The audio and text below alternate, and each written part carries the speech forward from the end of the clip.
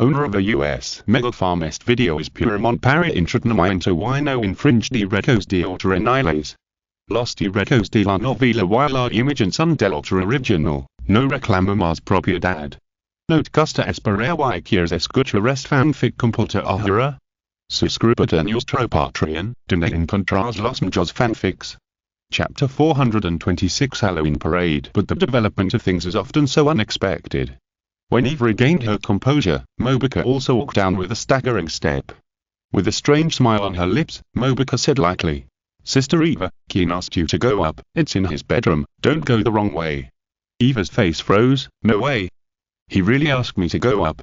She didn't want to go, but looking at the faint smile in the eyes of the two women opposite, Eva couldn't help but feel a little impulsive.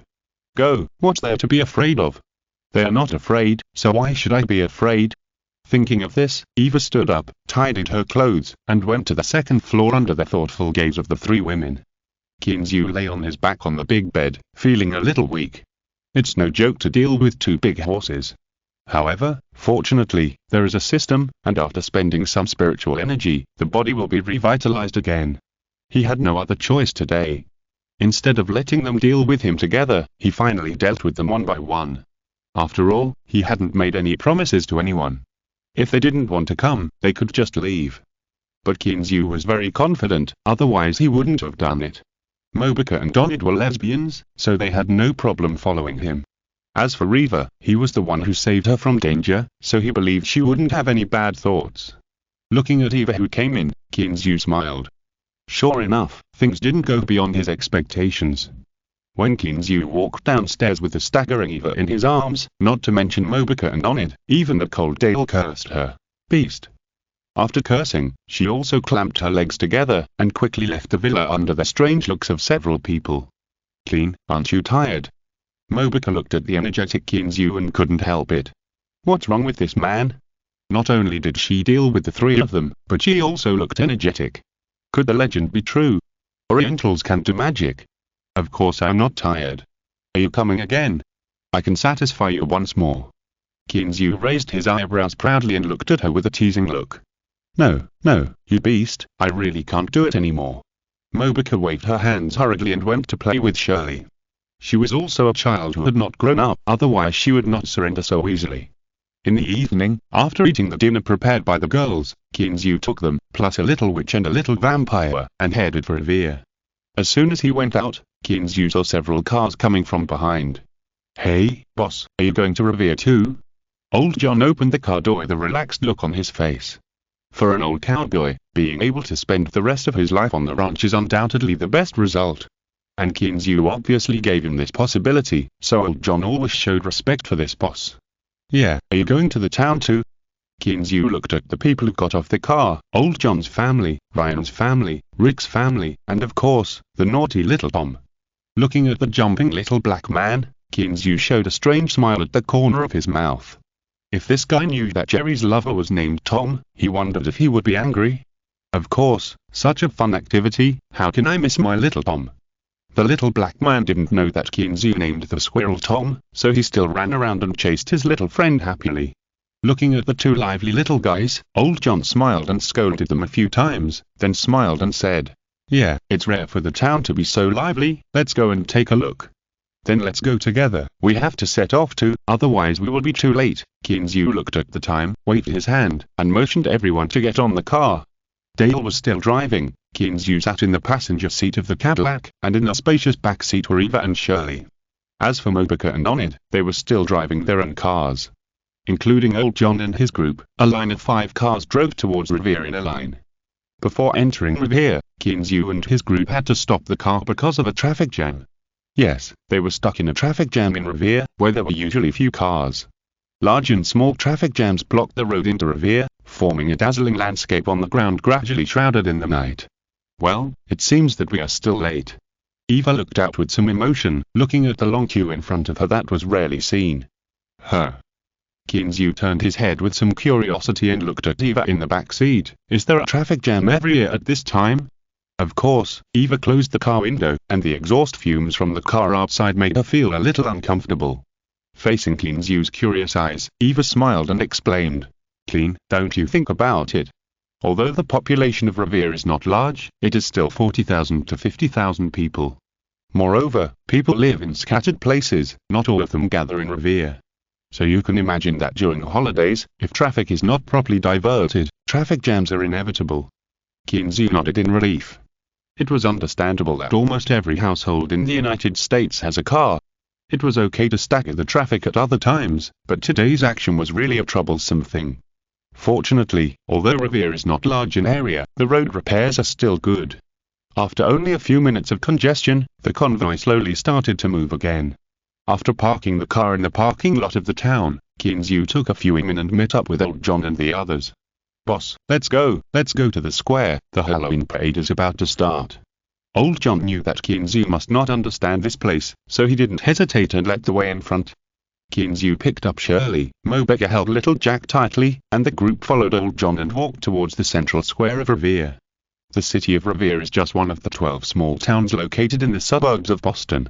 Although it is called a city, it is different from the prefecture-level cities in China. Although it is not small in area, it is located in the Boston metropolitan area, so the degree of modernization of this town is far better than that of ordinary towns. But the total population is not even as large as that of an ordinary Chinese township, let alone those county-level cities or even prefecture-level cities. However, as a small town with a total population of only 50,000 to 60,000, today it seems as if all the population of Revere has been crowded into this modern town. Chapter 427. Halloween Murder. When did Revere become so crowded? Walking on the slightly crowded street, Kinzu was extremely depressed. He had been to Revere quite a few times, but this was the first time he had encountered such a crowded situation. "Ha, boss, isn't it more lively this way?" Eva said with a smile. Ryan also smiled and looked at the crowded crowd in front of him, and said with emotion, "Yes, it's rare to see such a lively time now." Of course, Eva shook her head helplessly and said, "Nowadays, people like to sit at home, with computers and mobile phones to accompany them, and they can buy anything without going out. It's not like when we were free, we loved to go to the town to play." Kinzu, who was standing aside, touched his nose involuntarily. Why did he feel that this girl was talking about him? It seems that he has been in the United States for almost 2 months, right? Moreover, Revere himself has been to Revere quite a few times, but now he hasn't even figured out the main road in Revere. Just when he felt a little embarrassed and looked around, he found some unexpected situations. Turning to look at Eva, Kinzu asked excitedly, "Eva, are there many Chinese people living here?" Eva shook her head, a little confused as to why Kinzu asked this, but still answered, "Not many, especially around Revere. I haven't heard of any Chinese ranches." She thought Kinzu was looking for fellow villagers to cooperate, so she deliberately recalled the ranch situation around Revere. "What's the matter with so many Chinese people?"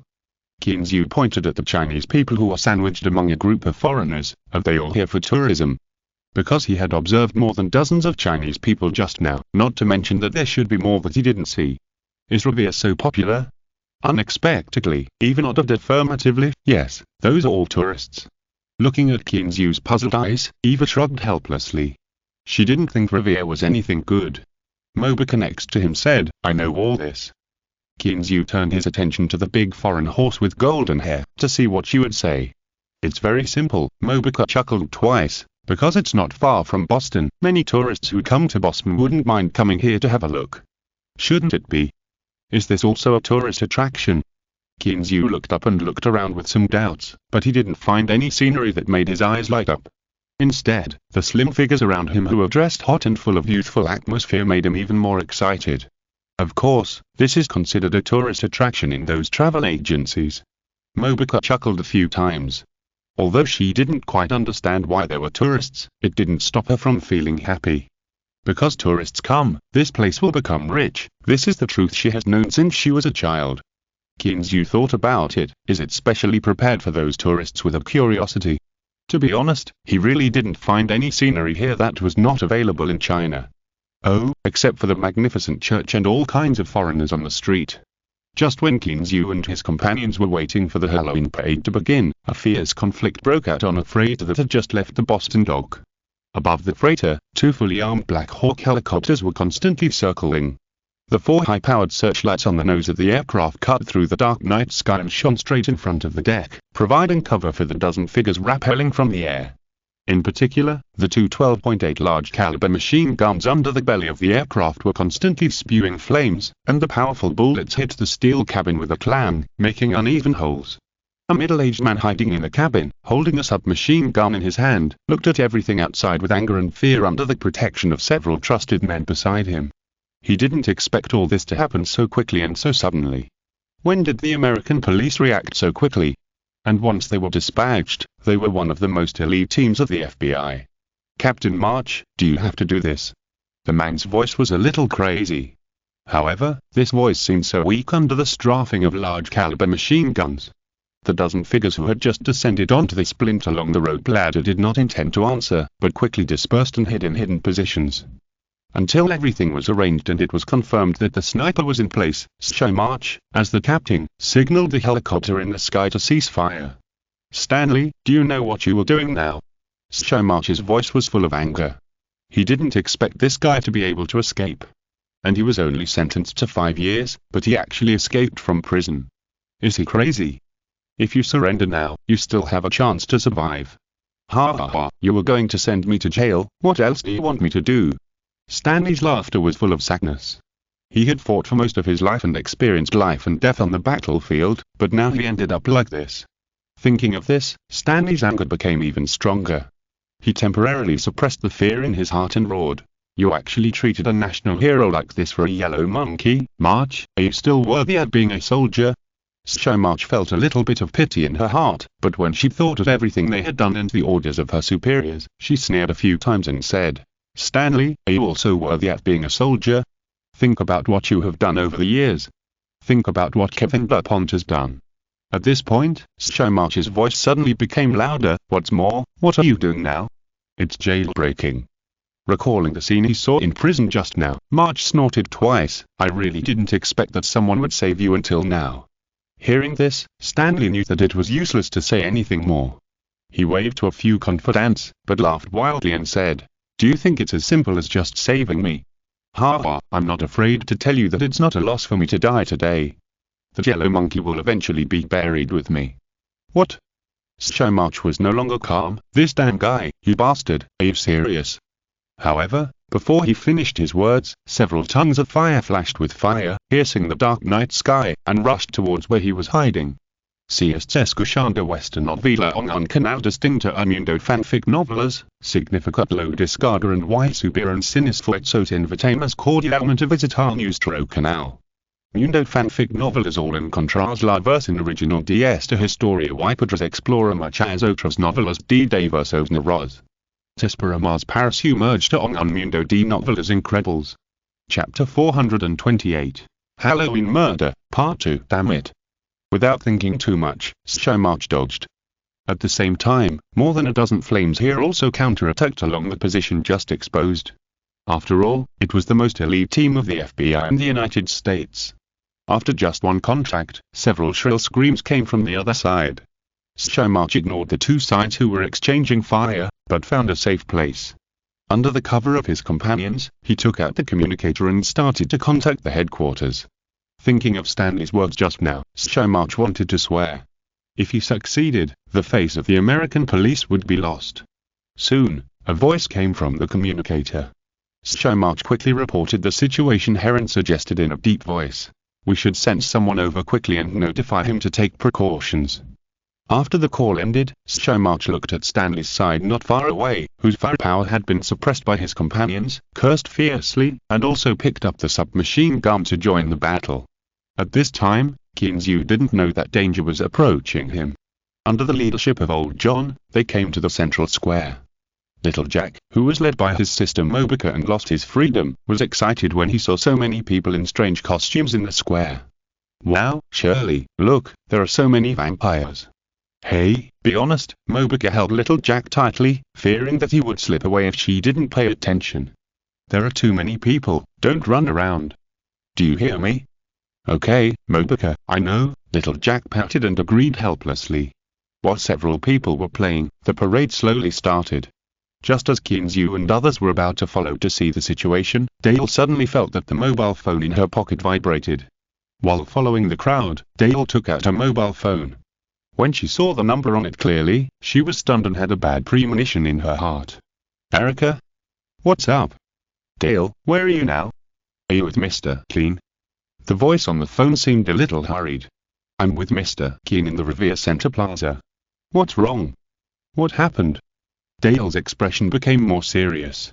It's hard to explain at the moment. You find a safe place to stay. We'll be there soon. Erica on the other end of the phone breathed a sigh of relief. It's good to be together. With Dale's skills, she should be able to protect Keen's safety. Dale agreed without asking why.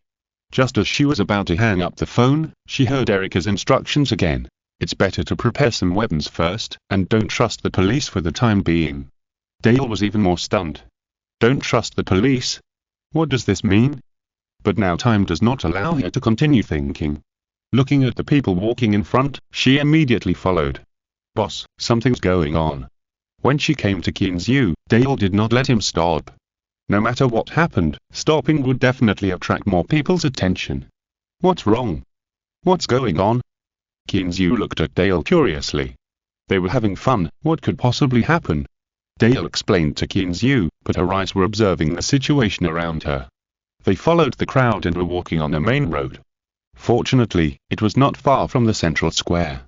From here, they could clearly see everything happening in the square. What? You said we would be in danger? Keen's opened his mouth in surprise and stopped in his tracks. Are you kidding?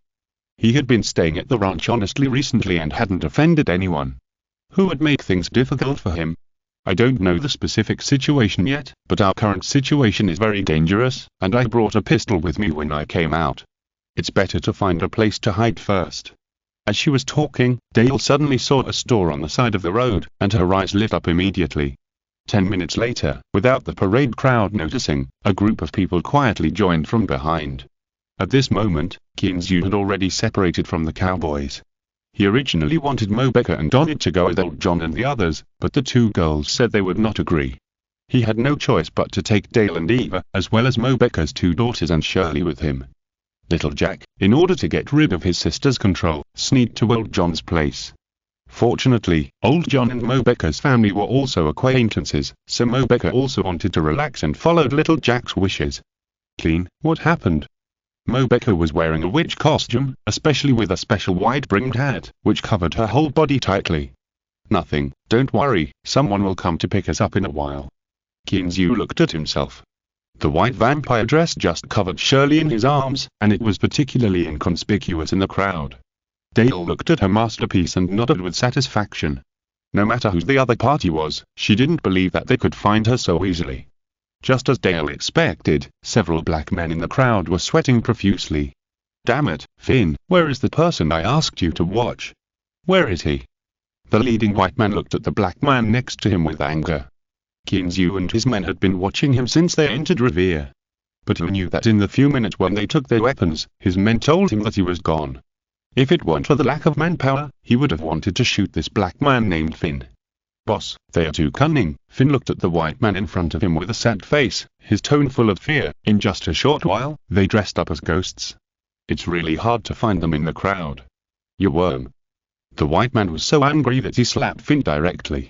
But Finn didn't even dare to dodge, and he took the slap hard, with a hint of fear on his face. With a cold snort, the white man said, "Follow me." Then he took the lead and walked in one direction. The people behind him looked at each other and followed without saying a word. There was nothing they could do. The situation was stronger than the people. Soon, they arrived at the entrance of a parking lot in Revere. They hid in a corner and waited quietly. "Boss, what are we doing?" A black man behind him had to ask cautiously under the threat of his companion's eyes. The white man turned around and looked at the group of men behind him. "Humph, are you all pig brains? Their car is parked here, aren't they going to come back to drive? Thank you for your support from Luolan and Fenxia AI. Please give me rewards and subscriptions. If there is any reward, Leoun will add one more chapter for 2,000 coins at a time. It's a big sale with Tez." Chapter 429. Halloween Murder, Part 2. Just as the white man and his men were waiting in the parking lot, Dale's cell phone rang again. "Erica, are you here?" "Yes, we've arrived in Revere. Find an open place. We'll come here by helicopter." After hearing this, Dale subconsciously looked up at the sky. Sure enough, not far from Revere, two black helicopters flashed colorful lights and approached this side quickly. Seeing this, Dale's face was a little heavy. The military was able to dispatch helicopters, and two at a time. It seems that the situation is not optimistic. After thinking for a moment, Dale said, "Then let's go to the parking lot, meet there, and then go back to the ranch." After hanging up the phone, Dale looked at the people around him. He smiled and said, "Don't worry, my former comrades have brought people here, let's go over." Kinzu was relieved when he heard this, so several people sneaked out of the large group and walked towards the parking lot. The few people waiting in the parking lot were stunned when they saw the helicopters above their heads. "Boss, these guys are not coming for us, are they?" The black man Finn could no longer care about his fear, and he stammered at the white man who was leading the group. To his surprise, the white man Kappa not only did not show any fear, but there was even a hint of madness in his expression. "What? Coward, are you scared?" Kappa looked at his men behind him with a hint of sarcasm, and pointed at them one by one. "Do you think this money is so easy to make? Do you know who the target is today?" The men looked at each other blankly, and then shook their heads together, but in their hearts, they suddenly had a bad premonition. "Ha, do you remember the case that caused the FBI to be dispatched some time ago?" Kappa stared at the helicopter that was getting closer and closer, and a wicked smile appeared at the corner of his mouth. The men behind him shuddered. "Boss, you're not going to say that he's the target today, are you?" Finn wanted to die at this moment. How could he mess with such a big man? Think about the DuPont boss who was rampant in Boston. He was shot in the head at the dock. Although the police said it was a gang vendetta and not the rancher, who would believe it? "What? Are you scared?" Kappa smiled coldly. "Too late." Pointing at the helicopter that was approaching overhead, "Did you see it? Such a big battle has come out, do you still have a way out?" After being reminded by Kappa, everyone came back to their senses. Yes, now that they have made a mistake, what else can they do? At this time, a black man suddenly stood up behind him, and shouted with a flushed face, "Boss, you tell us what to do, we'll do it," and then turned around to look at the brothers who are still in a daze. "What are you afraid of? At worst, we will die. If we succeed, we will have money that we can't spend for the rest of our lives." Money is indeed the most attractive thing. After being encouraged by this black man, the expressions of the others gradually became crazy. Yes, failure is terrible, but what if it succeeds? Kappa watched the emotions of the guys behind him being mobilized, and secretly breathed a sigh of relief. After all, it is really hard to find someone at this cusp of the storm. And if he let out a little word, the police would definitely get the news. He originally thought that he had done it foolproof. The people he found were all low-level gangsters. No one had seen Kinzu, and he didn't tell them the identity of the target, just to solve the problem quickly. But now it seems that there is still a problem. But now it is not a matter of pursuing the traitor. Looking at the helicopter above his head, Kappa's face became even crazier. "Humph, what can I do if I know? I came here prepared today." Thinking of this, Kappa turned around and came to the bodies of several black people, and took two long boxes from behind two black people. Everyone looked at Kappa in confusion, not understanding why he still took these boxes when there was a big enemy at hand. To be honest, even the few people carrying the boxes didn't know what was in them. They just knew to execute the boss's orders. Could it be some powerful weapon? A glimmer of hope rose in the hearts of several people at the same time. Facing the helicopter, they would be sitting ducks without heavy weapons. They did not disappoint them. Under their stunned gaze, Kappa took out two rocket launchers from the box. Gong! Several people swallowed their saliva together. Wow, there is such a thing. After reacting, several people became excited. Now the two planes were no longer a problem. So, when Kinzu and his friends were about to rush to the parking lot, they saw a scene that they would never forget. Two dazzling flames cut through the night sky and flew towards the two helicopters. One helicopter quickly pulled up and barely dodged it, but the other one was not so lucky. It was hit by the flames and exploded directly in the air. "Oh, my God, what is this? It's so scary." Mobika and Donald were so scared that they threw themselves into Kinzu's arms, trembling all over. Eva and Dale also looked unhappy. Eva shuddered all over, not knowing what to think. Dale was better. After all, she was a special forces soldier and had seen such a big scene on the battlefield. However, when she thought that her good sister might be in the helicopter, her eyes became a little red. Turning back to look at Kinzu, Dale said in a hoarse voice, Boss, you guys wait aside first, I'll go over and take a look. I'll go with you. Although Kinzu was shocked, he was not a coward. He pushed the two women in his arms and wanted to follow. No, boss, you have to take care of them and Shirley. Dale shook her head and refused. Seeing that Kinzu wanted to say something, she waved her hand. It's too late, don't say anything, I'm going to see if Erica is okay.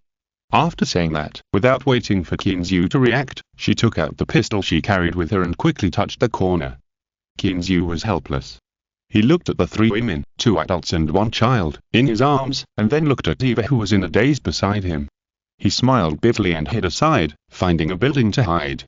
At the moment the helicopter exploded, the eyes of the soldiers on the other helicopter instantly turned red, and two small missiles were fired directly at the place where the white strongmen were. At the same time, the 12.8mm caliber onboard machine gun also roared angrily, and bursts of bullets with flames instantly covered the area. At the same time as the onboard machine gun opened fire, the helicopter door opened, a rope was lowered, and more than a dozen fully armed American soldiers descended to the ground at the fastest speed. If there is any reward, Leoun will add one more chapter for every 2,000 coins, and it will be sold out with tears. Chapter 430 Aftermath, Subscription Request. The loud noise and the fierce exchange of gunfire not only shocked Kinzu and his companions, but also made the bustling town of Revere miraculously quiet for a moment. Then, a commotion inevitably occurred, and countless people stopped and began to talk. The response of the Revere police was also quite quick. At the moment of the exchange of gunfire, all the police officers were mobilized. One by one, the fully armed police drove the police car and rushed over like lightning. Seeing this, Kinzu breathed a sigh of relief and watched the development of the situation quietly from a distance. Soon, the sound of the exchange of gunfire gradually subsided, and the police car and ambulance rushed over with sirens. After a while, Dale came over with red eyes and several fully armed American soldiers. Boss, this is the captain of this team, Captain Fraser. Kinzu nodded and shook hands with Fraser, who was covered in camouflage and whose appearance could not be seen. Hello, Captain Fraser, what's the situation now? Hello, Mr. Clean, the gangsters have all been killed. Your safety for the next few days will be temporarily taken care of by our police. Fraser's voice was a little hoarse. It should have been a very easy task in his opinion. No one expected such an accident to happen. A helicopter was blown up. I don't know how many of the well-trained special forces can survive in the end. Kinzu nodded, and then asked with some doubts. Captain Fraser, can you tell me what happened? Fraser hesitated for a while, and still said, Mr. Clean, Stanley escaped from prison. Stanley? Kinzu was stunned for a moment. This name sounded familiar. Then, he suddenly reacted, raised his head and asked in surprise, are you talking about the comrade-in-arms of Dupont's father, Stanley, who was sentenced to 5 years in prison? Fraser nodded. Although he didn't want to admit it, it was their dereliction of duty that someone successfully escaped from prison. What's more, Stanley, after escaping from prison, also threatened Kinzu's life. If Kinzu pursued the matter, he could force the senior officials of the police department to resign just by relying on public opinion. This is one of the reasons why they reacted so quickly today. Damn it, there is no deep hatred between him and me. Why would he keep targeting me? Kinzu was so depressed. Didn't he just sentence you to 5 years? It would be better for you to stay in jail honestly. Why do you have to fight so hard? Even though Fraser and Dale were in a bad mood, they almost laughed when they heard Kinzu say that. He killed the son of his comrade-in-arms and turned him from a high-ranking boss into a prisoner. You still say there is no deep hatred? Are you kidding? Looking at the expressions of the two, Kinzu became even more depressed. Damn it, they have always been looking for trouble with me, okay? But now is obviously not the time to tangle with this. Kinzu looked at Dale beside him and asked softly, Dale, your comrade? Dale's expression darkened, and her voice suddenly became a little choked. We don't know the specific situation yet, but he has been sent to the hospital. Kinzu breathed a sigh of relief and comforted him. Don't be sad, as long as he is still alive. Fraser nodded, his voice a little sad. Fortunately, the plane's altitude is not high. Although the people are seriously injured and unconscious, no one died on the spot. Just when the scene fell into silence, Kinzu's cell phone rang. He took it out and saw that it was old John calling. Boss, where are you? Are you okay? Old John's concerned voice came through the microphone, which also made Kinzu's heart warm. No matter why this person cares about you, at least someone cares about you, which means that you were a good person. Well, it's nothing. I'm in the parking lot. Come over here. What? Parking lot? Old John's voice suddenly became anxious. Boss, why are you there? There seems to be a fight over there. Are you okay? Don't worry, Old John, bring everyone over. I'm fine. Hearing Kinzu say this, John didn't say anything else. He hung up the phone and rushed over here. Kinzu looked at the time, then looked at Dale, and asked, "Are you going back with us?" Dale shook his head, looking a little sad. "No, boss, you go back first, I'm going to the hospital." Kinzu nodded. He also guessed that it would be like this, turned to look at Fraser. "Captain Fraser, what about you?" Fraser thought for a while and said, "Mr. Clean, I'll send a few people to go back with you. I still have a lot of things to deal with here.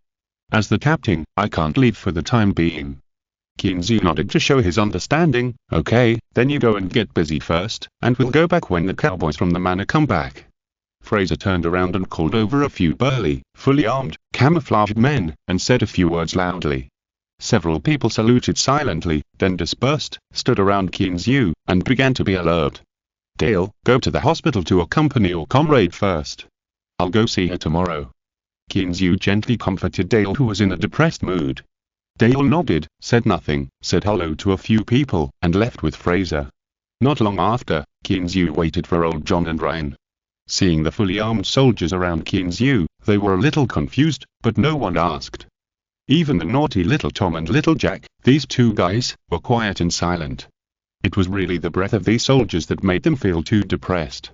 You know, they have just seen blood, especially after experiencing the annihilation of their comrades. The breath they exude is even more depressing. "Okay, everyone is here, let's go back," he said, and called a few people to drive the car out. Fortunately, they parked relatively far back and were not affected. The car parked in front was a big miserable, and many of the car bodies were full of potholes. It's no wonder why Fraser stayed to deal with it. These all need to be negotiated with the car owners. There were 5 cars in a row. There were 5 fully armed Special Forces soldiers, 1 in each car. After getting in the car, Kinzu drove the car himself. Looking at the American soldier in the co-pilot seat, who couldn't be told whether he was white or black, he asked, "What's your name, brother?" "Mr. Clean, just call me Kent. I'm the leader of this combat team." Although Kent's voice was low, his attitude towards Kinzu was still a little respectful. "Kent, right?" Kinzu turned the car onto the interstate highway and asked curiously, "How did you know that they would come to harm me?" "Thanks to Fengxi for the reward support. I want all the reward tickets and whatever." "Thank you, book friends." Chapter 431a.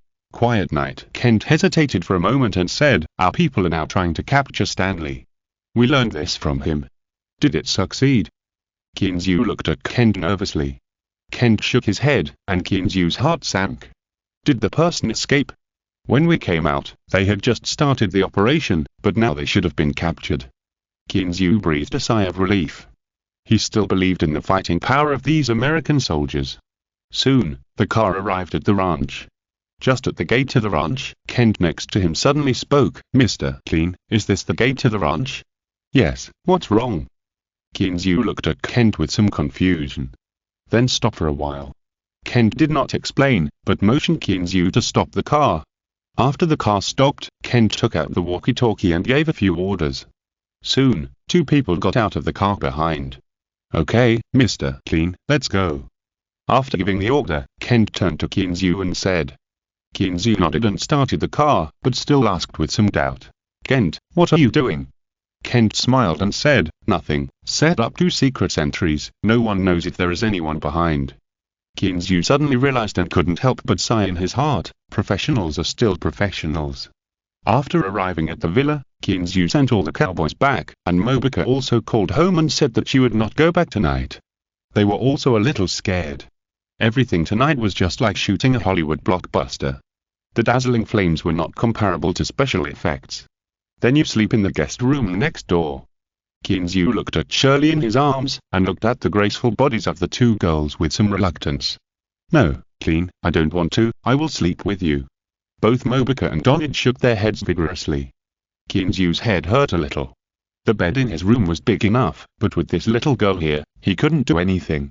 Wouldn't it be a death sentence to sleep together?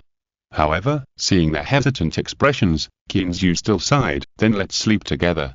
Turning his head to look at Kent next to him, Kinzu asked, Kent, what are your plans for the night? Do you want to rest in the guest room? Kent shook his head, Mr. Clean, you can go to sleep without worry. With us here, it's safe. Kinzu didn't say anything else. He knew that these people must have come here after receiving orders.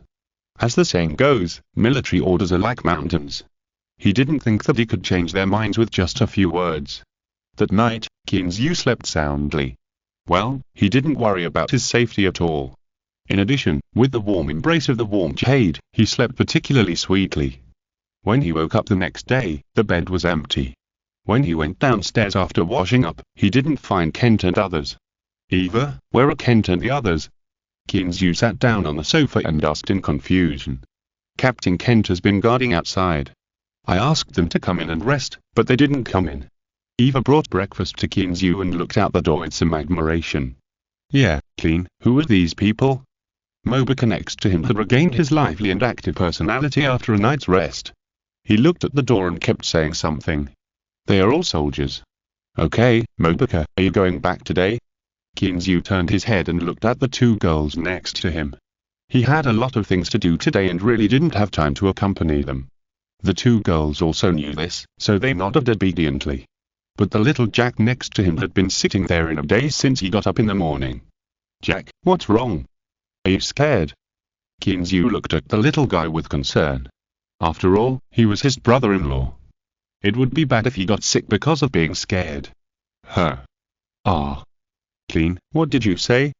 Awakened by Kinzu's voice, little Jack shuddered all over and looked at Kinzu, a little confused. Little guy, are you scared now? Kinzu asked with a smile. No, how could I be scared? Although his legs were a little weak, little Jack still straightened his chest and looked like a big man. Ha ha, good, now you're like a man. Seeing this, Kinzu laughed in his heart, but he still looked at him with encouragement. However, little Jack obviously didn't buy it. He opened Kinzu's big hand that was stretched out to touch his head, looked at his sister on the side, and said excitedly, Mobuka, I've decided that I want to join the army when I grow up. Ah? Everyone present was stunned. What kind of logic is this? Isn't this too fast to change the subject? Join the army. Why do you want to join the army? Mobuka put down the bread in her hand and looked at her lively and overly handsome brother curiously. They are so handsome, didn't you see? They were so handsome yesterday. I want to join the army when I grow up. Speaking of what happened last night, little Jack was no longer afraid, but his face was full of excitement. Kinzu and others looked at each other. That's it? But children and adults must have different ideas. They can't see the danger of things, but are deeply attracted by the heroic appearance of soldiers. Okay, then I'll wait until you grow up first. Mobuka smiled and didn't take it seriously. They were just kids, and their enthusiasm would only last for 3 minutes. After breakfast, Kinzu waved goodbye to Mobuka and the other two girls. Looking at their car driving away, he couldn't help licking his lips. Although they didn't really do it last night, Kinzu did take advantage of their desires. He still couldn't let go of the fullness and feel of their hands. Eva next to him snorted with some dissatisfaction. Although she had never thought of marrying Kinzu, it didn't stop her from being jealous. As a great man once said, there may be women who don't eat, but there are really no women who don't get jealous. Pack up, let's go to the hospital to see them. Kinzu laughed and turned to go into the house. After all, they were injured in order to save me. We should always do our best to help them. Eva nodded. Although she didn't understand what Kinzu said, she could still understand the meaning of his words. When he returned to the living room, Kinzu was scratching his head as he looked at Shirley sitting obediently on a sofa. He couldn't carry a child to the hospital, could he? Eva seemed to have noticed Kinzu's embarrassment and suggested, Clean, why don't we let old John help us look after Shirley first? Old John? He should be very busy today. Kinzu thought of the situation at the ranch and shook his head. Old John is busy, but isn't Susie at home? Eva didn't even raise her head. Besides, aren't Laurie and Roman here? Thanks to WenQM for the 2000 starting coins reward, I will update more. Chapter 432. A whole team is ruined? Kinzu thought about it and decided to let them look after the child first. So after telling Shirley a few words, he sent her to old John's house. This is the good thing about autistic children. They don't cry, make trouble, or cause trouble. After leaving Kinzu, they just sat quietly by themselves, looking particularly well behaved. After arranging Shirley, Kent drove the night the 15th this time, carrying Kinzu, Eva, and several other Special Forces soldiers, and sped away. Recalling the shock of Kent and others when they saw the night the 15th just now, Kinzu wanted to laugh. I didn't expect that Kent, who always had a blank expression, would also show such shock. However, when the car drove into Revere, Kinzu's good mood slowly disappeared. The wreckage of the helicopter had been collected and piled together. Some policemen on the street were patrolling non-stop, and there were also many fully armed American soldiers mixed in. Revere, a town that was usually noisy and lively, was rarely shrouded in a solemn atmosphere. Not long after, night the 15th drove into the town's hospital. Although it was a town hospital, it didn't look much worse than the big hospitals because the town was relatively wealthy. However, the hospital was also in the process of quitting smoking. Before entering, night the 15th was stopped by several American soldiers. They were not town police and didn't recognize Kinzu's car. Looking at the black muzzles of the guns, Kinzu inexplicably felt a sense of crisis. This feeling of not being able to guarantee his life safety really made him uncomfortable. Fortunately, Kent rolled down the window and was allowed to pass after showing his ID. After entering the hospital, Kinzu didn't ask where Dale was. He knew Kent would take him there. Sure enough, following Kent, the group went directly to the inpatient department. In the corridor on the 8th floor, Kinzu and Eva saw Dale, who looked very haggard. "Boss, you're here." Dale's voice was a little choked, and her eyes were red, and she looked like she had just cried. Kinzu gently embraced Dale, and he felt bad in his heart. "Dale, are you okay?" Dale did not break free, and leaned her head on Kinzu's shoulder, choking and saying, I'm fine." Kinzu sighed, and although he felt a little reluctant, he still asked with concern, "How are they?" Sure enough, just as Kinzu expected, Dale's body trembled, and tears burst out again. Erica, she can't stand up anymore." "What?"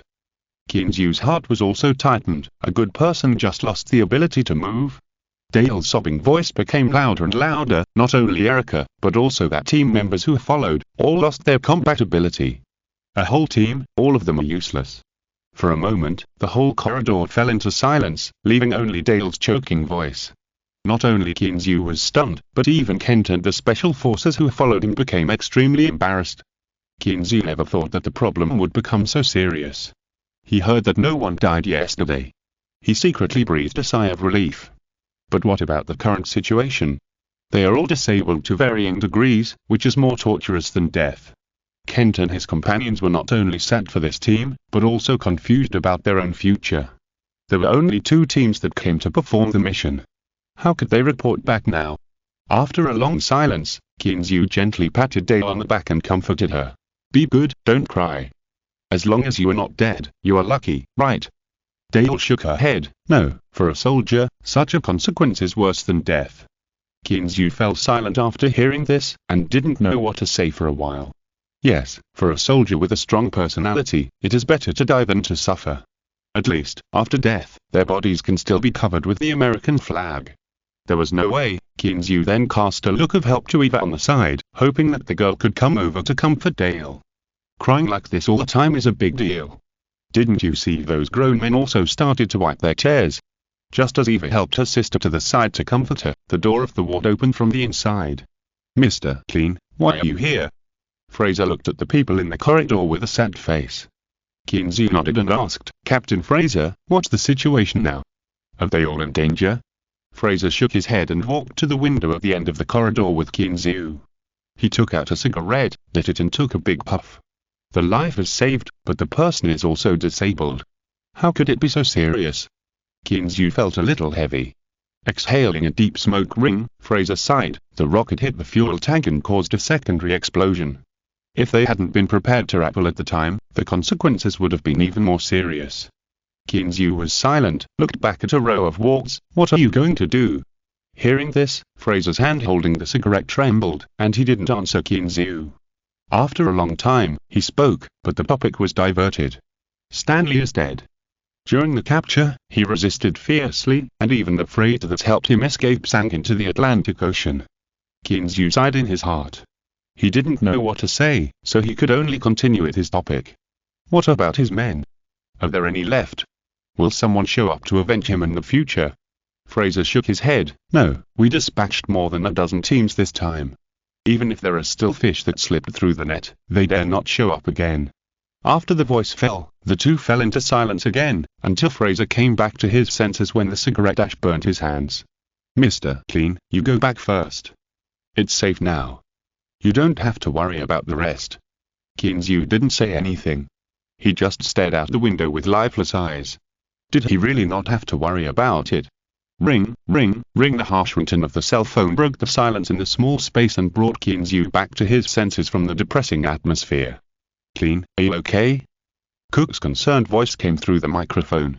Kinzu smiled, feeling a little grateful. President, don't worry, I'm fine. It was obvious that there was a sigh of relief over there, and then Cook's voice came through the microphone again. I'm glad you're okay. I was also shocked when I heard about it. I didn't expect Stanley to be so crazy. Yeah, Kinzu sighed, if the police hadn't arrived in time, I would have been in real trouble. They were hiding near the parking lot, and they even had a rocket launcher. Thank you Kara Yanks you for your reward and support. Another week has passed. It's Monday. Please subscribe, reward and recommend. Chapter 433. All Women. Cook's call was like a signal. Kinzu's phone became busy all of a sudden. First, Douglas, then David, Jefferson, and even Chain knew the news, and they all called one by one. After hanging up the phone, Kinzu smiled bigly. These guys are too well informed, right? Thinking about what David mentioned on the phone just now, Kinzu hesitated for a moment and found Fraser. Mr. Clean, is there anything else? Kinzu didn't say anything. He took out the checkbook, wrote a number quickly, tore it off and handed it to him. Mr. Clean, what are you doing?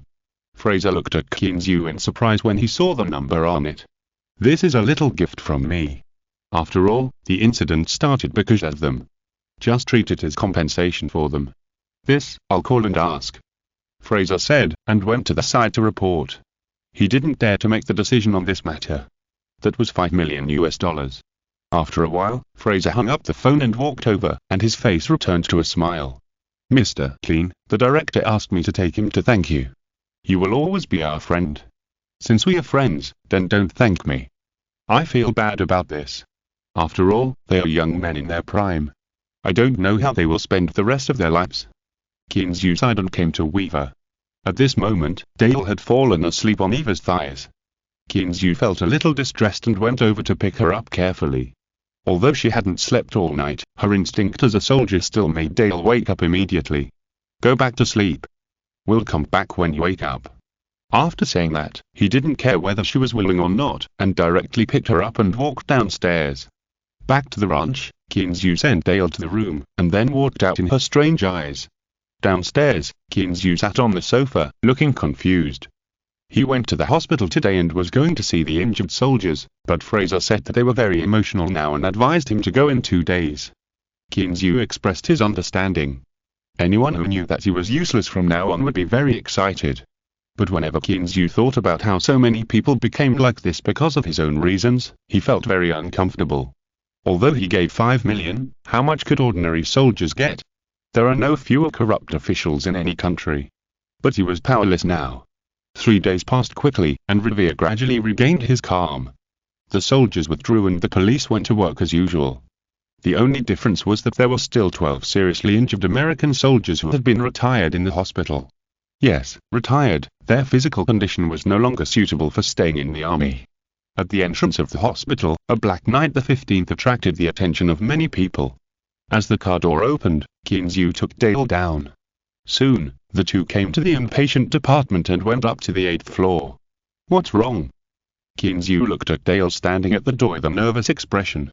I'm a little scared. Dale looked at the closed door of the ward, raised her hand and put it down again. Kinzu sighed, said nothing, and pushed the door open and walked in. The ward was very clean, but it was a single room. I don't know if it was because Erica was the captain, or if everyone was like this. On the bed covered with white sheets, a woman with an oval face, a high nose bridge, and fair skin, wearing a hospital gown and short blonde hair, was looking up at them. Seeing this person, Dale could no longer control her emotions, and tears burst out again. On the contrary, Erica didn't change much, and smiled gently. Dale, why are you crying? I'm fine, right? I'm lucky not to die. Dale choked and didn't know what to say, grabbing Erica's hand and holding it tightly. Kinzu was watching at the door, and he felt a little uncomfortable. Such a beautiful young girl, will she have to spend the rest of her life in bed from now on? Erica looked at the man standing at the door, and she didn't know what kind of mood she should be in. Hate it. There is no reason. She was executing military orders, and it was because she underestimated the bandits that she ended up like this. Don't hate it. She had ended up like this just to save him. However, when Fraser told her that Kinzu had donated $5 million to them, she knew there was nothing to say. He had done his utmost. But she and her group of sisters had become a group of inhumans from then on. Ha ha. With a helpless smile in her heart, Erica looked up at Kinzu. Mr. Clean, thank you for coming to see me. Captain Fraser told me. Thank you. Kinzu waved his hand and opened his mouth, but didn't know what to say. The ward fell into silence for a while. After a long time, Dale spoke. Erica, sisters, how are you? Erica came back to her senses, smiled and shook her head. As usual, the doctor said that there is little hope of recovery.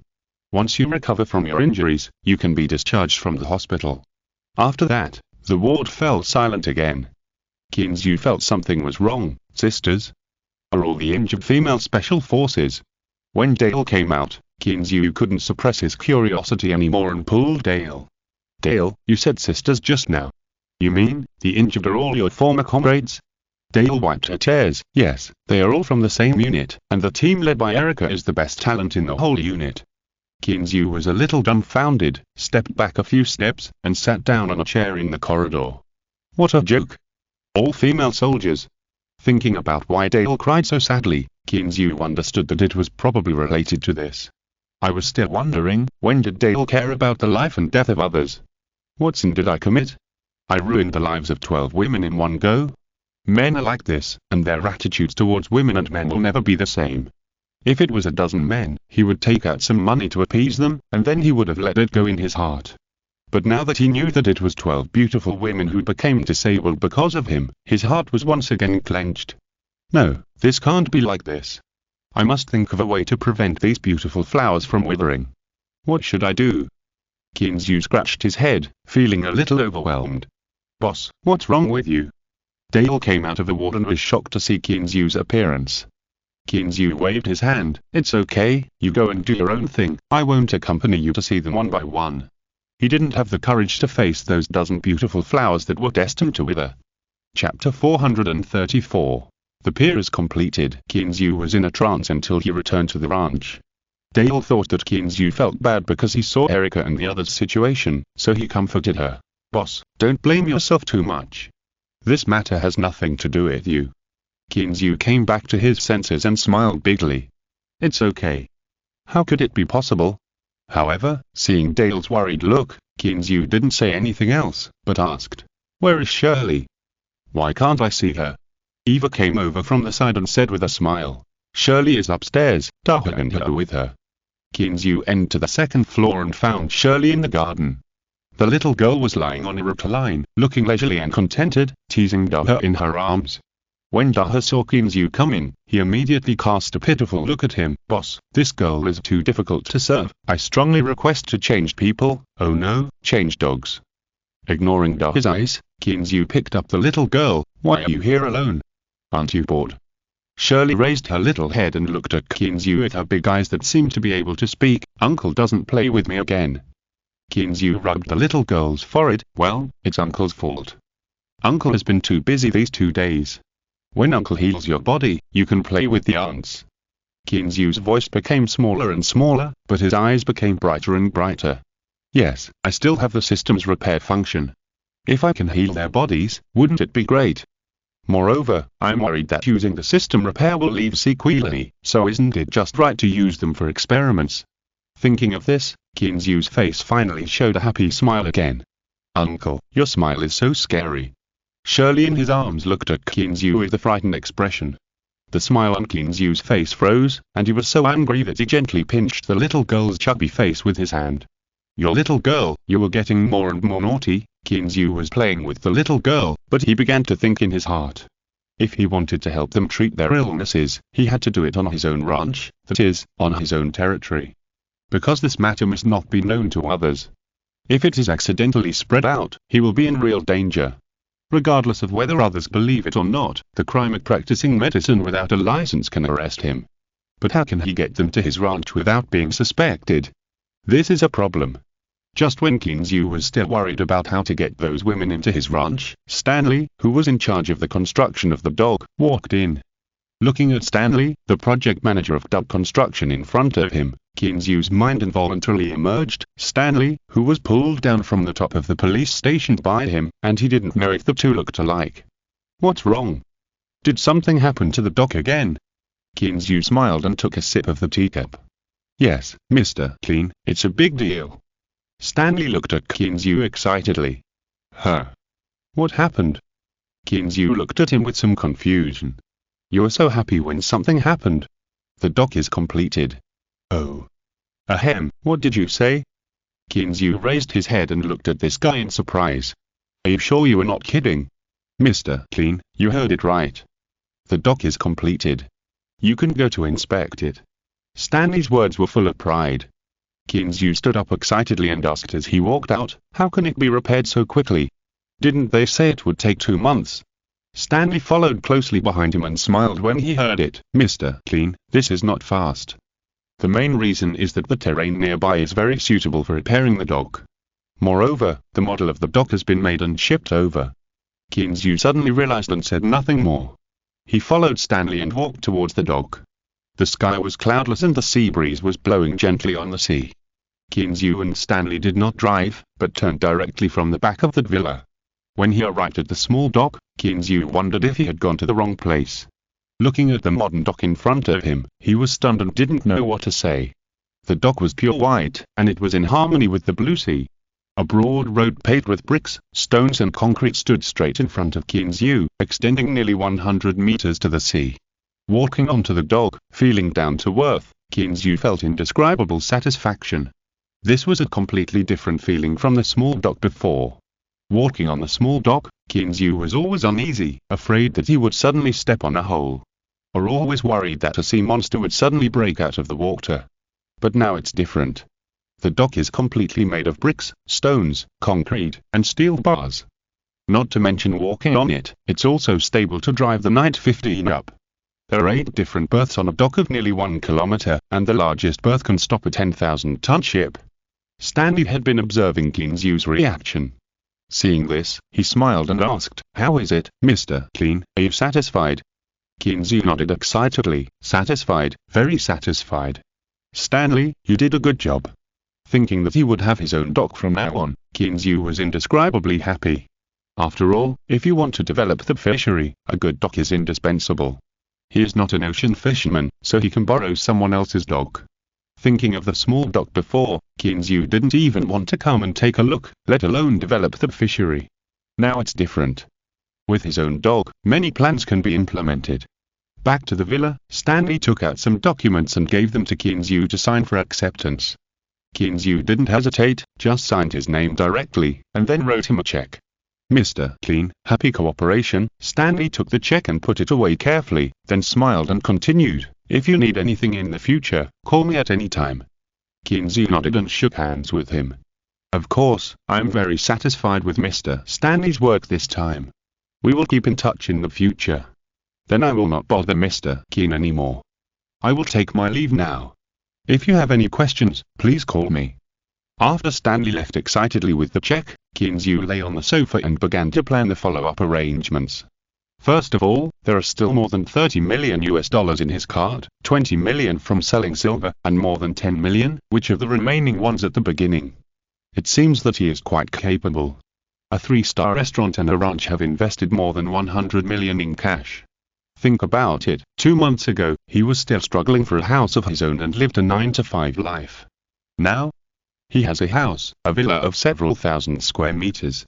He has a car, a pickup truck, a sports car, and an armored car. He also has a business, a large ranch of more than 10,000 acres, a large fishing ground at hundreds of square kilometers, and a top Michelin 3-star restaurant in Boston. He even has an offshore trawler that can be used as a yacht. It can be said that with the help of external forces, he has reached the peak of his life. Do you still need to work hard? Kinzu was a little confused. Si est escuchando esta novela en un canal distinto al mundo fanfic novelas, significat lo descarga and y subir en sinisfuerzos invitamos cordialmente a visitar nuestro canal. Mundo fanfic novelas all encontras la versión original de esta historia y podrás explorar muchas otras novelas de diversos narradores. Te esperamos para sumergirte en un mundo de novelas increíbles. Chapter 435 Purchase of Seaweed. No, I still need to work hard. Kinzu shook his head and put aside his previous thoughts.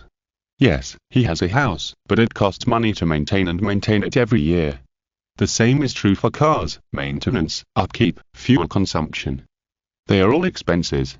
Not to mention the land tax that needs to be paid every year for more than 10,000 acres of ranch, which is also a considerable amount. Thinking of this, Kinzu began to think seriously. There are no output projects on the ranch for the time being. The cattle and sheep are not yet of slaughter age, but the cows will soon produce milk, which is a not so small income. The fish farm is much better. The current catch is still very rich. Let's catch some first. The precious and rare ones will all be put in my restaurant, and the ordinary ones will be sold directly. Well, I can also send some to my brother-in-law's restaurant in China, so I decided. By the way, I can't just produce without investment, otherwise it won't be long before my fish farm is out of fish. Well, I have to prepare the fried seaweed, so I can't let the fish farm be cut off. Kinzu did it as soon as he thought of it. He took out his cell phone and called Will. Hi, boss. Will's voice was as loud as ever. Well, Kinzu moved a little. Will, go to Boston and drive our fishing boat back. What? Will's voice was a little surprised. Boss, is our dock built? Kinzu smiled. Yes, so you hurry up and drive the fishing boat back. We can prepare to start work. Okay, Will responded excitedly. I'll go and drive the fishing boat back. We finally have a dock. After hanging up the phone, Kinzu thought about it and called Patrick Vegetation Co. Limited again. Hello, Mr. Clean, it's a pleasure to serve you. The operator's sweet little voice was so sweet that Kinzu couldn't stand it. Hello, I want to buy some seaweed seeds. Do you have any? Hello, Mr. Clean, what type do you want? We have schizoom, pine algae, fern algae, sea fungus, agar, coxcomb, unicorn, sea film, centipede algae, etc. The customer service girl's introduction directly confused Kinzu. Stop, let's do this, give me some of each, mixed. Okay, Mr. Clean, how much do you want? The customer service girl probably encountered this kind of thing often, so she agreed without hesitation. Kinzu thought about it. His own fishery is so big that it won't work if it's less. Besides, the seaweed seeds are not expensive, so he said lightly. Well, let's start with about 100 tons. Okay, the customer service girl agreed subconsciously at first, then realized that something was wrong, and stammered. Mr. Clean, how much do you want? 100 tons, what's wrong? Kinzu was a little confused. It's just 100 tons, is it a lot? Then please wait a moment, I'll call the manager over. The customer service lady was about to cry at this moment. For such a big business, what's the point of contacting me if you don't contact the manager directly? But she was wrong in Kinzu. Kinzu didn't know. He called the same way the last 2 times, so of course he called again this time. Soon, a magnetic baritone sounded on the other end of the phone. Hello, Mr. Clean, I'm Mickey Nell, Patrick's sales manager, you can just call me Mickey. Well, Manager Mickey, when can the seaweed seeds I need be delivered? Well, you need 100 tons of mixed seaweed, right? Mickey confirmed again. Yes, what? Is there a problem? Kinzu was a little impatient. Isn't it just 100 tons of seeds? It's like this, Mr. Clean, for 100 tons, we need a few days to distribute the goods. So, I'll deliver it to your ranch in 10 days. Do you think it's okay? Kinzu could hear the embarrassment in Mickey's voice. Come to think of it, their company is only more famous in Revere. It was really hard for him to take out so many goods at once. Okay, then 10 days, I hope it can be delivered on time. Of course, Mr. Clean, please rest assured, we will deliver it on time. When Kinzu hung up the phone, Mickey realized that he had not paid the deposit for such a large order yet. However, looking at the phone in his hand, he didn't dare to call again. The deposit was small. If Kinzu didn't order from them, it would be more trouble than gain. Putting the phone back on the coffee table, Kinzu sighed in his heart, and finally felt a little better. He reached out and picked up the big hectus who was stealing food next to him, pinched its fat little belly, and laughed and scolded. "You only know how to eat, you foodie. Look, you have a swimming ring." The big hectus held in Kinzu's arms hummed twice in dissatisfaction, and tried to flutter his 4 little paws to stand up. It's too bullying for the dog. Didn't it just steal a few blueberries? Is it necessary to treat me like this? Jerry eats every day, why don't you take care of him? Kinzu saw this, smiled and picked up a tissue to wipe his mouth, looked at the discolored tissue. "Little guy, you don't know how to wipe your mouth after eating secretly." Little Jerry, who was eating blueberries next to him, rolled on the sofa with his hands on his stomach, looking very happy. Kinzu saw this, secretly sent Daha away, patted its fat butt, and pouted at little Jerry. Daha understood, and touched over lightly. When little Jerry realized something was wrong and was about to get up and run away, Daha pounced on him and pinned him down. The living room suddenly became lively. Daha and little Jerry were in a mess, and little Hector and Tom were also attracted and stood stupidly beside them, not knowing how to start. Even Shirley was attracted by the movement here. She looked at the 2 little guys rolling in a ball and asked curiously, "Uncle, what are they doing?" Kinzu coughed twice and said seriously, "They're loving each other." "Oh," the little girl nodded, not quite understanding. "Are they a family? But what about Tom?" The next morning, Will took people to Boston. He looked so impatient that he didn't look like a middle-aged man in his 30s or 40s. When it was almost noon, Kinzu heard the whistle from the sea in the villa, and the phone on the coffee table rang at the same time. Sure enough, as soon as he picked up the phone, Will's iconic loud voice came from the phone. "Boss, the fishing boat is here, we're almost at the dock." After dropping that phone, Kinzu picked up Shirley on the sofa and walked out, and even took Daha off the sofa without noticing. Thanks to Fengxi, Shao 1411, and Zunlan for their rewards and support. Chapter 436. The fishing boat returns. With 2 dissatisfied hums at the receding figure, Daha rolled up from the ground, shook his chubby little fat body, and raised his paws to climb onto the sofa. However, the sofa was a bit high, and usually Shirley or Kinzu would carry him up there. It was fine for him to get down by himself, but it was a bit difficult to get up again. Daha tried several times by clinging to the sofa, but unfortunately, his legs were too short and he still couldn't reach up. Now, little Jerry laughed even more happily on the sofa, and Daha turned around on the ground in anger, but he just couldn't climb up. With a snort, Daha twisted his little butt and ran out the door, saying, "I won't accompany you anymore. I'm going to play with my owner." When Kinzu came to the dock with Shirley in his arms, the fishing boats were already clearly visible. Simon looked at Kinzu and greeted him excitedly, "Hi, boss, the dock is so beautiful." Kinzu waved his hand and said with a smile, "I'll leave this to you in the future, don't let me down." Simon patted his chest and promised, "Boss, you can rest assured to leave it to us." Kinzu smiled and said nothing more. He carried the little girl to the dock and looked at the fishing boat that was getting closer and closer. "Wow, uncle, what a big boat, is this yours?" The little girl looked at the pure white fiberglass fishing boat that was getting closer and closer, and her little face was full of smiles. Kinzu put the little girl down and let her stand beside him, then said, "Yes, it's uncle's, I'll take you up to play later, okay?" Shirley nodded excitedly and refocused her attention on the fishing boat that was gradually approaching. Under Will's skilled control, the Tycoon one slowly approached the dock. As the fishing boat approached, Simon on the dock picked up the cable as thick as his arm and threw it over with one force. "Ha ha, boss, I'm back." Will strode down from the boat. Kinzu went up to him and hugged him, smiling and patting his broad shoulders. "Well done." Following Will onto the fishing boat, Kinzu looked back and said, "Will, now everything at the dock has been built, can we start harvesting?" Will nodded excitedly. He had been in the manor for more than a month, and as a fisherman, he had rarely been out to sea. However, Will thought about it and said, "Boss, there is no problem with harvesting now, but we must also be prepared to release the fry.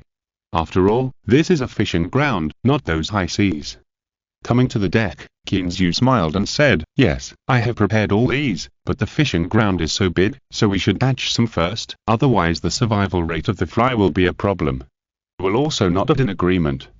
Since Kinzu had considered this issue, he didn't say anything. As he was talking, Kinzu suddenly saw several small boats parked not far away, and he immediately became excited. "Did you bring your small boat back?" Will came back to his senses, looked at the brand new small boats, and nodded with a smile. Yes, we drove it back last night. Let's go for a walk.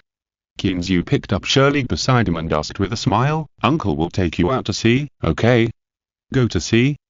The little girl blinked in confusion, not quite understanding. Kinzu didn't say anything else, and followed Will to another berth where small boats were parked. Just as he was about to raise his foot to go up, he heard Shirley say, Uncle, let's take the dog out to sea, okay? Look, there's no one to play with it, and it's chasing us. Kinzu turned his head and looked, isn't it? Daha brought Xiaohe, 2 chubby little guys ran over happily. Okay, you go up first, I'll bring them over. The little girl nodded obediently, and with the help of Will, she got on the small boat. Daha saw Kinzu coming over, and he excitedly went to meet him, grabbed Kinzu's trouser legs, and lay down, turning up his belly and acting like a spoiled child.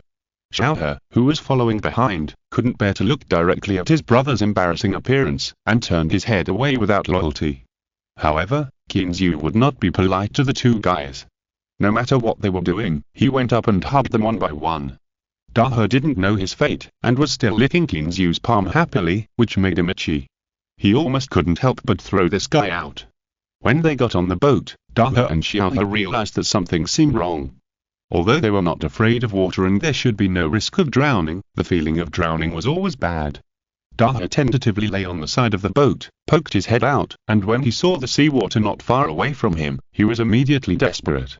Sobbing, he squatted at Kinzu's feet, looking at Kinzu pitifully with his little eyes, hoping to escape this disaster. Kinzu ignored Xiao's reaction and nodded to Will, indicating that he could start the boat. However, Will looked at the 2 people on the bed, and still called Simon up with some concern. Anyway, a small boat can accommodate 5 or 6 people, so there is no problem. Kinzu didn't say anything. After helping the little girl fasten her seatbelt, he looked around with interest. In fact, it is better to call it a small yacht than a small boat. However, compared with a yacht, it is much cheaper and simpler, and there are not as many designs and decorations as a yacht. How to say it? To put it simply, if a yacht is a fully decorated house, then a small boat is a rough house with some simple decoration. It is definitely no problem to live in it, but it is unlikely to live comfortably and peacefully. While looking around with random thoughts, Will saw that everyone was seated, pushed his hand, and started the small boat. With the humming sound of the engine, the pure white small yacht, like an arrow from a bow, rushed out with a whoosh sound, bringing up waves. Woof woof woof. The 2 little guys who didn't have time to react were thrown to the ground by this sudden change, rolling several times. Fortunately, Kinzu was quick-witted and stretched out his legs in time to block Daha and Xiaohe, otherwise the 2 guys would definitely hit the side of the boat. Ha ha, they are so stupid and can't sit well. The little girl looked at the 2 little guys in a mess, although she felt a little distressed, but more of a laugh. It seemed that they felt the little girl's ridicule. Daha and Xiaohe tried to stand up and carefully maintained their balance. However, not long after, Daha felt something was wrong, and took a few tentative steps, only to find that it was not as bumpy as it imagined. After the violent turbulence at the start, our boat has now regained its stability and is sailing quickly through the waves in the vast ocean. Chapter 437 The Birth of a New Life. Just as Daha stood firm and was curiously lying on the side of the boat, looking out curiously, he saw a whirlpool suddenly appear on the calm sea surface next to him. Kinzu was stunned. It was such a familiar appearance scene. Sure enough, there was a light sound, followed by the sound of splashing water, and then a small silver-white manta ray flapped its wings happily and fell into the sea again. Silver light. Kinzu recognized it immediately. Isn't this the manta ray that he hasn't seen for a long time? Looking at the silver light swimming in the seawater, Kinzu muttered in his heart, I haven't seen it for a few days. The little guy seems to have grown up recently. The body length is almost 1 meter and 5, right? On the other side, the brothers Daha and Xiaohe, who are drenched by the seawater, are now extremely angry. Damn it, are they going to let the dog live? Silverlight doesn't know now that it has been remembered by people, oh no, by dogs. It is still immersed in the joy of seeing its master. It was still in its infancy, and it was forgotten after being tamed by Kinzu. You can imagine how it feels. Will, who was driving his boat, looked at the little manta ray that kept pace with him, and said with admiration, Boss, this little guy is growing really fast.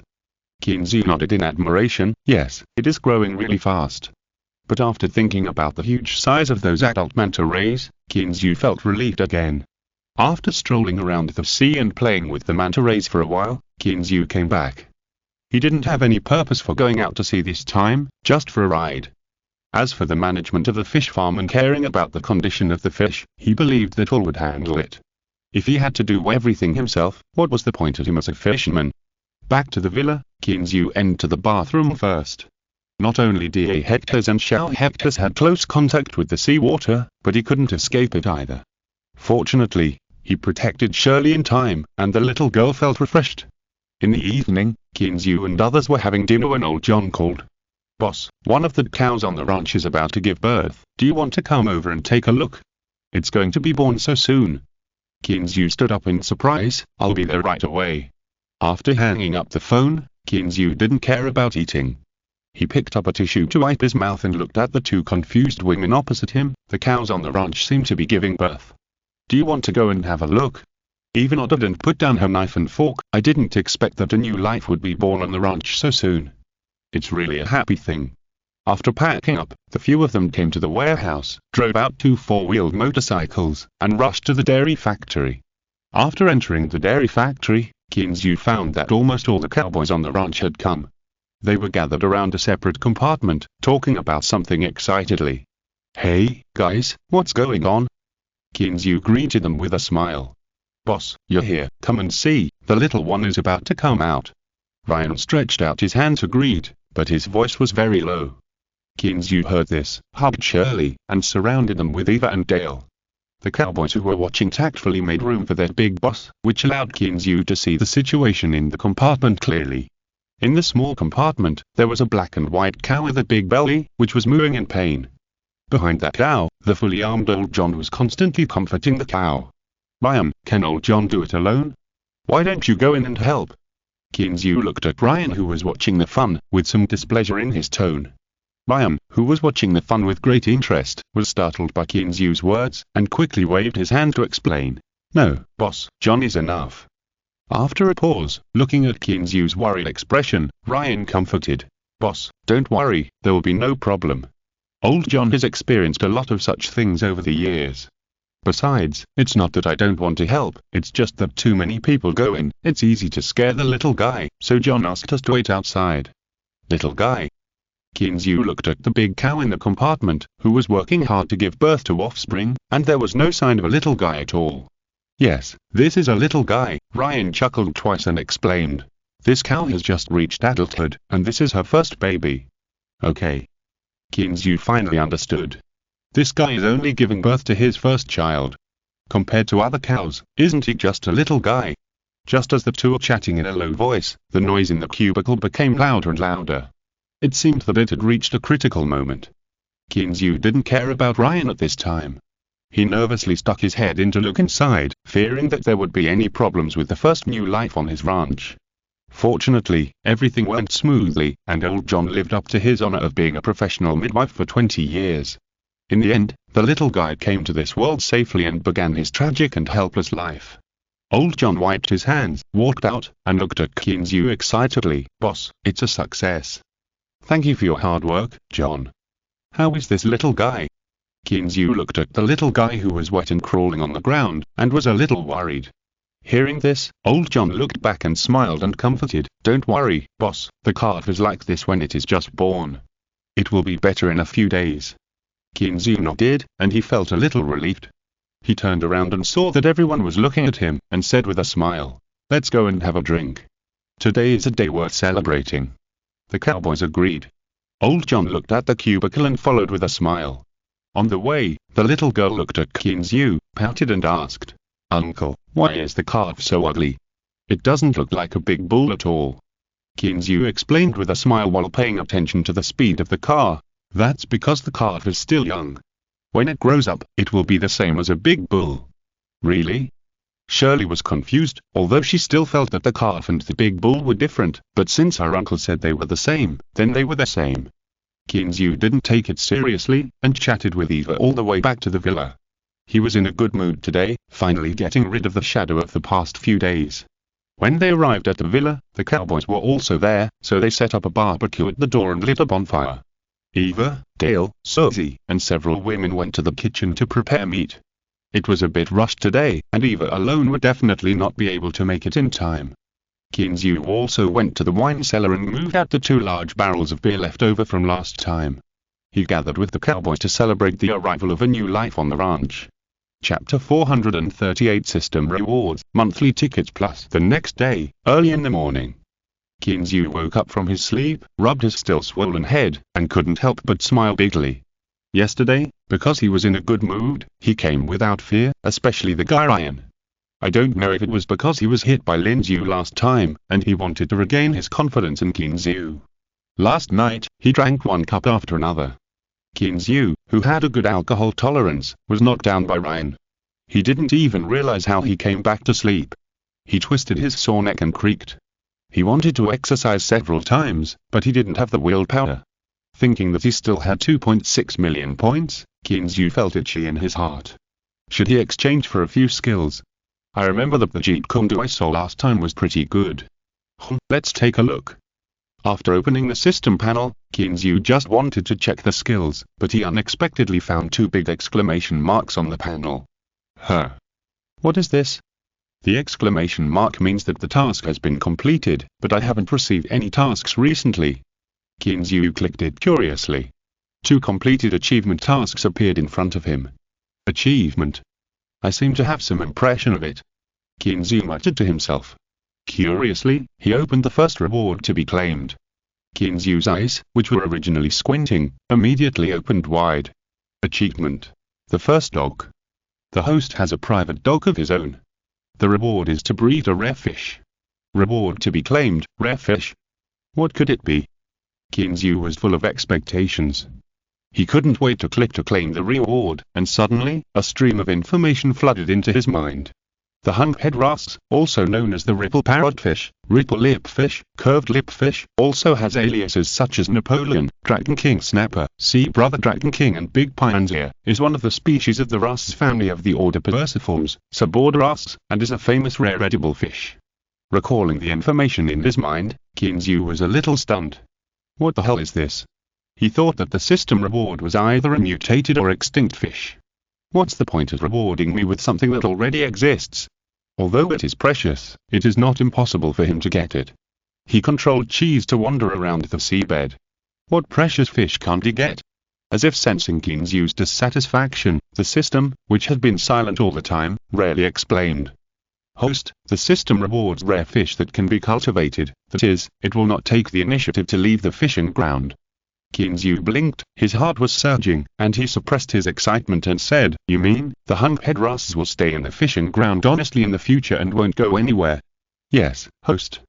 The system's voice was still so mechanical, but for Kinzu, it was such a surprise. What is the most feared thing about marine aquaculture? It's not natural disasters, it's not that the fry will not survive. The most feared thing is that after raising the fish with great difficulty, it pats its butt and runs away. Because it is not cage farming, the fish that has been raised with great effort is still likely to run away. But what about now?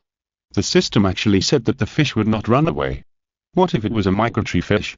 Shaking his head, Kinzu put aside the messy thoughts in his mind and asked curiously, "How many humphead wrasses did the system reward me? Where are they now?" The system was silent for a moment, as if it was looking for information. After a while, the voice came over, "Host, the system rewarded a small school of fish and has been distributed to the fishing ground." Kinzu was a little depressed. "Okay. I don't even know where my reward is."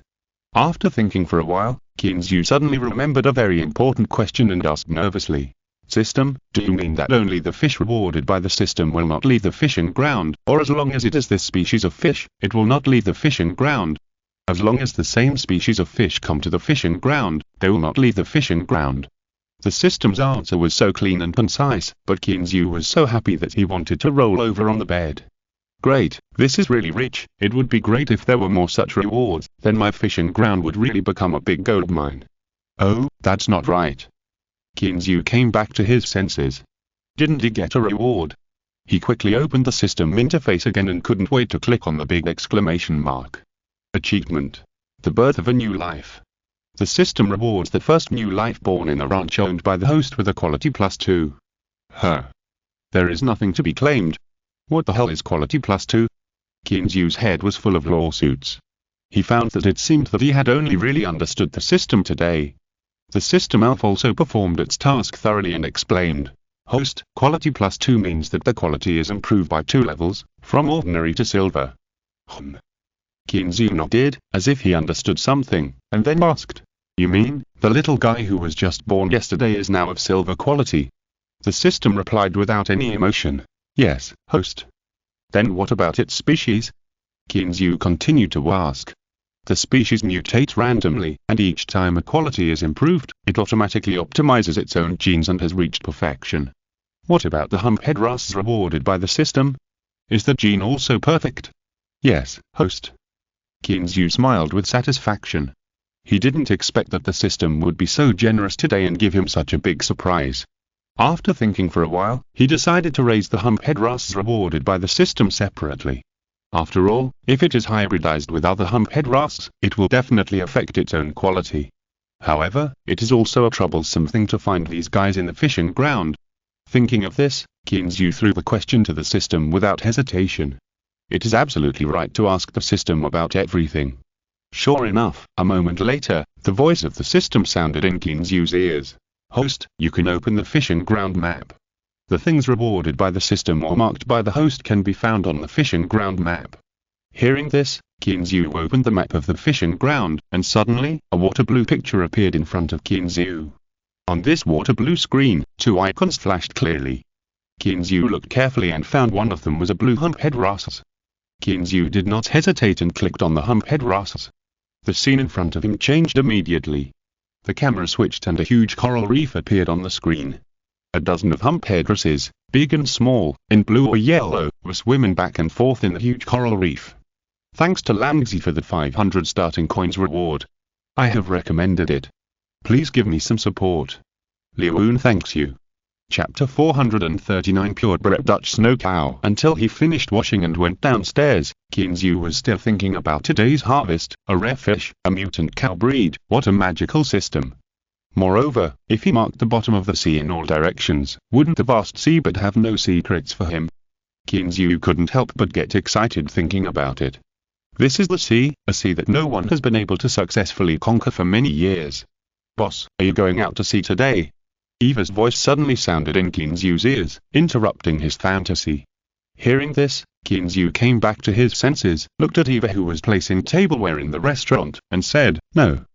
"Why do you ask?" Eva smiled. "I saw all taking people to inspect the fishing boat early in the morning and prepare supplies. I thought you were going out to sea."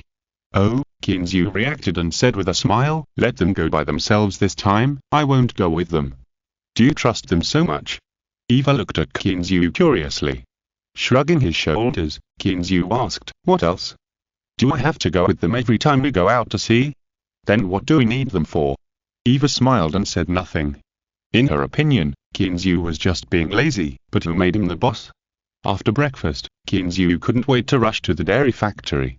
He wanted to see what the silver-level dairy cow looked like. When he arrived at the dairy factory and entered the compartment, he saw a little cow covered with snow-white fluff, nestling in her mother's arms, sucking sweet milk. At this time, old John also came over and looked at the mother and child in the compartment with a smile. "Boss, the little guy is in good health, don't worry."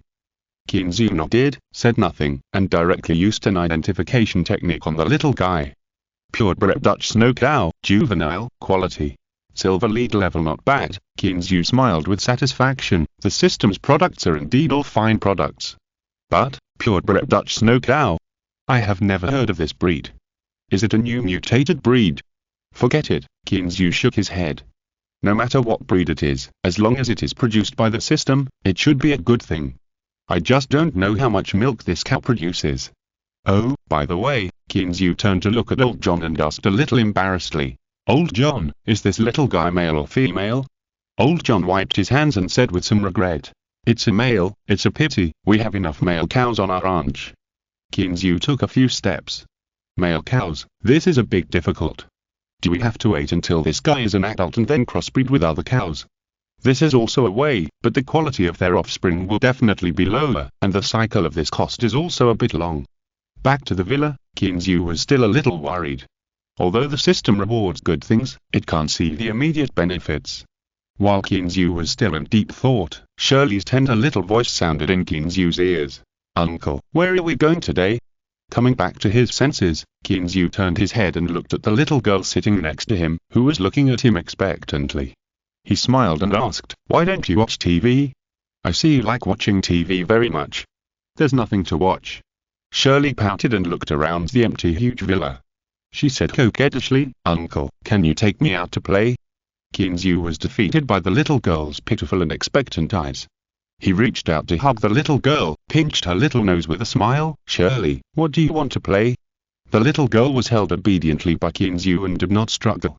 Kinzu's intimate action was a familiar yet unfamiliar enjoyment for her. After thinking for a long time, and recalling the fun things she had done in the past few days, the little girl's eyes lit up. "Uncle, let's go dig those truffles, okay?" Kinzu was stunned. Things happened a little suddenly and he was a little busy these days. If Shirley hadn't mentioned it suddenly, he would have really forgotten about it. Since the little girl mentioned it, Kinzu didn't hesitate anymore, and stood up with a smile. Let's go dig truffles together." Shirley nodded excitedly, then ran upstairs and took Daha and Xiaohe, who was still sleeping in. While pushing the reluctant Daha and Xiaohe, the little girl didn't forget to shout excitedly, "Let's go, Uncle will take us to dig truffles, hurry up and follow." Daha opened his confused eyes and looked at Xiaohe. "Truffles? What the hell is that?" "However, they will know what it is in a while. I don't know if it's because of bad luck today." Kinzu went into the woods and found several pine trees with good soil to dig, but he found nothing. Kinzu, who was a little depressed, stuck a shovel under a tree and sat beside it, looking at the sky with his eyes blank. He even murmured to himself, "Damn, is my luck really used up today?" Shirley next to him was not affected by this. She was having fun playing with Daha and Xiaohe. Kinzu looked at it and felt a little relaxed. He was mainly here to play with Shirley. As long as the little girl was happy, he didn't care. After a break, Kinzu stood up and patted his butt. "Damn, I really don't believe this." Kinzu muttered a few words in his mouth, and then spat in hatred, "If I don't dig out something decent today, I won't go back." As he said, Kinzu picked up the shovel and was about to leave. He smelled a strange and familiar smell. It's strange because it smells like a bed sheet that hasn't been washed for many years. It's familiar because Kinzu is sure he has smelled it before and the memory should be very deep. After sniffing carefully, Kinzu picked up the shovel and sniffed it. Wow, it was emitted from the shovel. No, it should be emitted from the things under the shovel. Could it be? Kinzu couldn't wait to take down the shovel and started digging with swift movements. Sure enough, hard work pays off. After a few diggings, Kinzu dug up a few black things. Wow, Uncle dug something up. Shirley, who was playing next to him, saw this scene and laughed happily. Then she patted the little guy next to her and said, "Da hectares, let's go and have a look."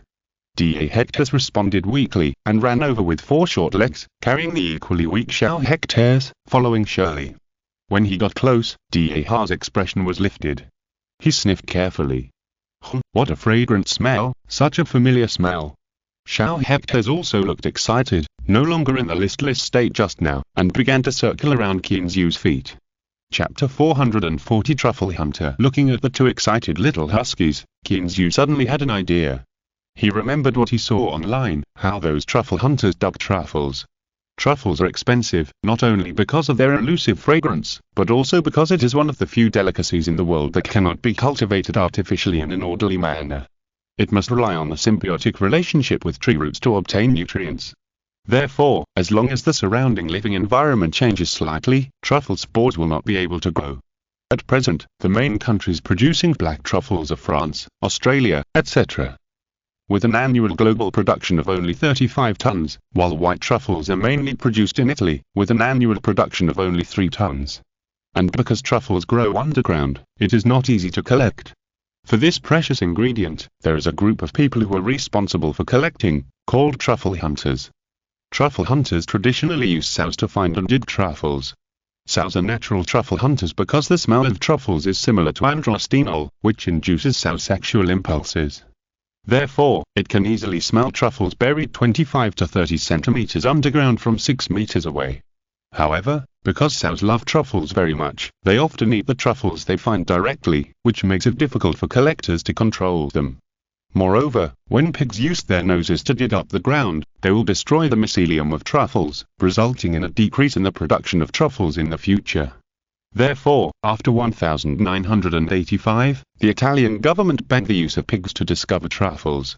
It is precisely because of this that people have set their sights on dogs, an animal that is also known for its keen sense of smell. Compared with pigs, dogs also have a keen sense of smell and are easier to control. But except for the Lagotto Romagnolo, other dogs need to be trained to remember the smell of truffles. Training a hound to find truffles requires a complicated process. First, the dog is trained to fetch the ball that is thrown out, and then cheese is used instead of the ball. Then hide the cheese and let the dog find it, and finally use small pieces of truffles instead of cheese for the dog to find and dig out. Such a trained hound can be sold for €3,000 in the market. The night before looking for truffles, hunters usually do not give hounds food, so that hounds will work harder to find truffles in exchange for food as a reward. However, Kinzu believes that his two idiots must be better than that Lagotto Romagnoc dogs. It's just that these two lazy guys are good at eating, but asking them to work, it's probably a bit difficult. Thinking of this, Kinzu rubbed his face, showing a harmless smile, and waved at the two little guys. Big hectares, little hectares, come here. Who knows, the two little huskies who were originally excited and circling around Kinzu saw Kinzu's smile, but they were scared and began to retreat. Mommy mia, it's too scary, the owner must be up to no good. This is the only reflection of the two little guys' innermost thoughts. If they were not afraid of being punished later, they would have turned around and run away. Even so, they still shook their heads while returning the favor, showing an attitude that they would never go over even if we were beaten to death. What strange fragrance, what fun things, were all thrown behind their minds. The smile on Kinzu's face froze there, and he was so angry. Well, you two little bastards, you don't want to drink the toast, so you have to drink the penalty, right?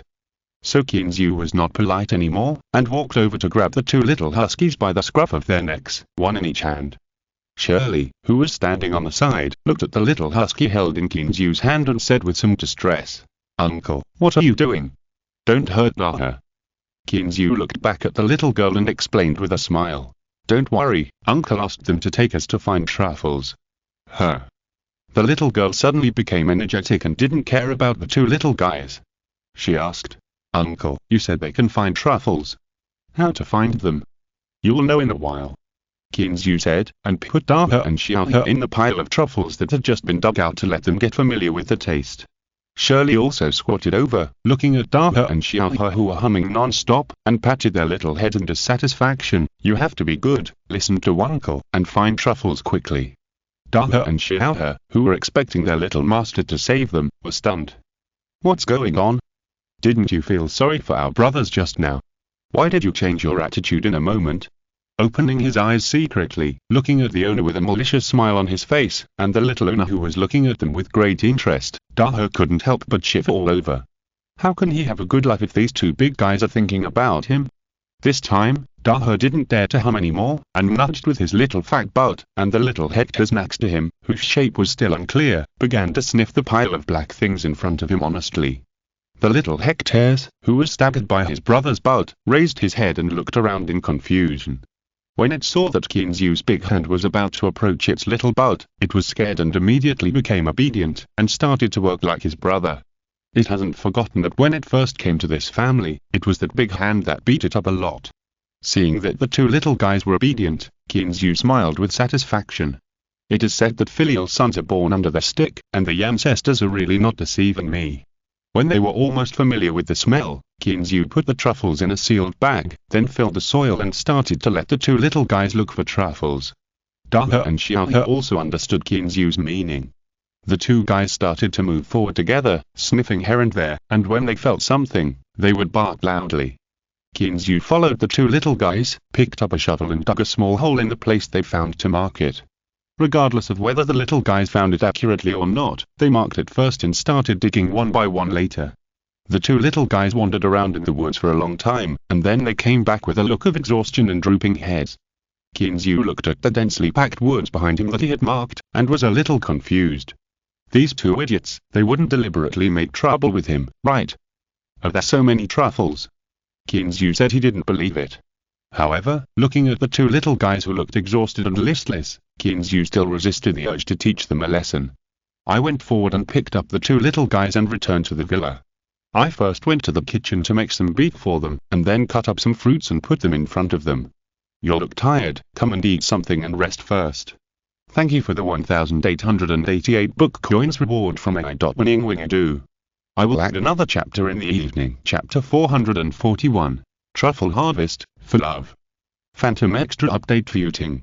When Daha and Xiaohe were happily working hard on the delicious food in front of them, Kinzu was carrying a shovel and pulling Shirley out of the villa. At the door of the villa, Lin Yu, who had just got off her red Mercedes, looked at Kinzu curiously. Clean, what are you doing now? As soon as she asked, before Kinzu answered, she looked back at the woods over there, and said uncertainly, "Are you going to dig truffles again?" "Yes, what? You want to come and take a look? There's nothing to see here." Kinzu smiled and nodded. There was nothing to hide about this matter. Besides, with such a girl with glasses following him, he would be more motivated to work. Lin Yu curled her lips. How could she not be interested in such a novel thing? He turned around and explained a few words to his female assistant. In her surprised and ambiguous eyes, he excitedly followed him. For a rich man like you, of course, there is nothing to see, but for ordinary people like us, they are all green Franklins. Ordinary people? You? Kinzu almost laughed when he heard it. What a joke. Miss Lin, have you ever seen ordinary people driving a Mercedes-Benz and wandering around all day? Hearing this, Lin Yu was not happy. She adjusted her black-framed glasses, pouted her lips, and said dissatisfiedly, "What do you mean by wandering around? I run around for your project. Is it easy for me?" Walking into the woods, Kinzu smiled and waved his hand. "Okay, I know it's not easy for you. When we find truffles, I'll give you a snap, okay?" Lin Yu smiled with satisfaction. That's good enough. After saying that, she looked at Shirley beside her, and her smile became even bigger. "Shirley, do you miss your sister?" Shirley looked at her in confusion and asked timidly, "Aren't you an aunt?" Kinzu, who was just about to start digging truffles, heard Shirley's question and almost couldn't help but step on air, and laughed out loud. Lin Yu's face was also a little embarrassed. Isn't this naughty child autistic? Why does he love to tell the truth so much? Well, shucks you, Shirley, just call me sister. It's too strange to call me aunt. Shirley nodded as if she understood, and her face was full of curiosity. Sister, do you also call Uncle Keen? This time, Kinzu couldn't hold it in any longer, and laughed loudly, saying, Miss Lin, come on, call me uncle. Lin Yu's face was red, and she didn't know whether she was angry or embarrassed. Looking at the innocent expression of the little girl in front of her, no matter how embarrassed she was, she couldn't bear to do anything to hurt her. But looking at Kinzu's laughing face, Lin Yu was so angry that she reached out and picked up something and threw it over. He dodged the attack with a flash, and Kinzu smiled and said, I don't know anything, you continue. After that, he ignored Lin Yu who was glaring at him, and started his excavation journey with a smile. After a while, Lin Yu didn't want to argue with Shirley anymore, and looked at Kinzu in amazement. Oh my god, Clean, how did you do it? Kinzu put down the shovel and looked at the pile of black truffles he dug out. He was shocked. Don't you know that some animals can find truffles? He looked at Lin Yu with contempt, but Kinzu sighed in his heart that this was simply picking up money. When he first started digging, he was still guessing, wondering what the success rate of Daha and Xiaohe would be. But he didn't expect Daha and Xiaohe to be so good. He dug one by one according to the markings. What? Truffles can be found by animals. Lin Yu was also a little dumbfounded. She had never heard of this. As for truffles, she only knew that it was one of the three major delicacies handed down from generation to generation, along with French foie gras and caviar. But when it comes to how truffles come from, she really hasn't studied it. When Kinzu told her about it, Lin Yu's eyes were full of stars. Clean, are you saying that these were found by your two little guys? Kinzu put the truffles away with a smile. Yeah, I didn't expect them to have this ability. Hearing Kinzu's confirmation, Lin Yu covered her mouth in surprise. Oh my god, isn't this comparable to the legendary treasure hunting rat? Kinzu shook his head and said with a smile, how is it possible? What is a treasure hunting rat? It's a legendary beast. Daha and Xiaohe can only find some truffles. Lin Yu retorted somewhat unconvinced, you also said that it is a legendary beast, but Daha and Xiaohe exist in reality. After a pause, Lin Yu continued, And you know the price of truffles. If you take them to the wild to look for them, you can easily get 1 or 2 million a day. That's not a small amount. Kinzu was a little moved when he heard it. Yes, if he took the two little guys to look for truffles in the wild, the harvest should be considerable, right? However, Kinzu gave up after thinking about it. Let's not talk about how exhausting it is to walk every day to find truffles. It's still a question whether you can find truffles. Don't think that the little guy can find it now. That's because there are truffles in this area. If he goes outside, to an unknown place, who knows if there are truffles there? Okay, let's stop here today and go back. Kinzu shook his head, looked at the remaining marked forest, and got up and walked back. Lin Yu followed behind, still mumbling something in his mouth. Looking at Kinzu's back, his two big eyes under the black frame blinked, and I don't know what he was thinking. Because they didn't return along the original route, Kinzu walked out of the woods and found that they appeared in the vegetable field. Clean, did you grow the vegetables here? They grow so well. Looking at the large area of green vegetables that seemed to be dripping with water, and the tender green cucumbers that were still hanging on the branches, Lin Yu's mouth was wide open. This was her first time to come to the vegetable garden here. Although it was not far from the villa, it was in the opposite direction of the constructed ditch, so she had never been here before. Kinzu looked at Lin Yu's half-open mouth due to surprise, and smiled proudly. Yes, these are all cultivated by me. How about it? Do you want to take some back to taste? Mine is pure natural and pollution-free. Lin Yu scratched her thick black hair, feeling that her brain was not enough.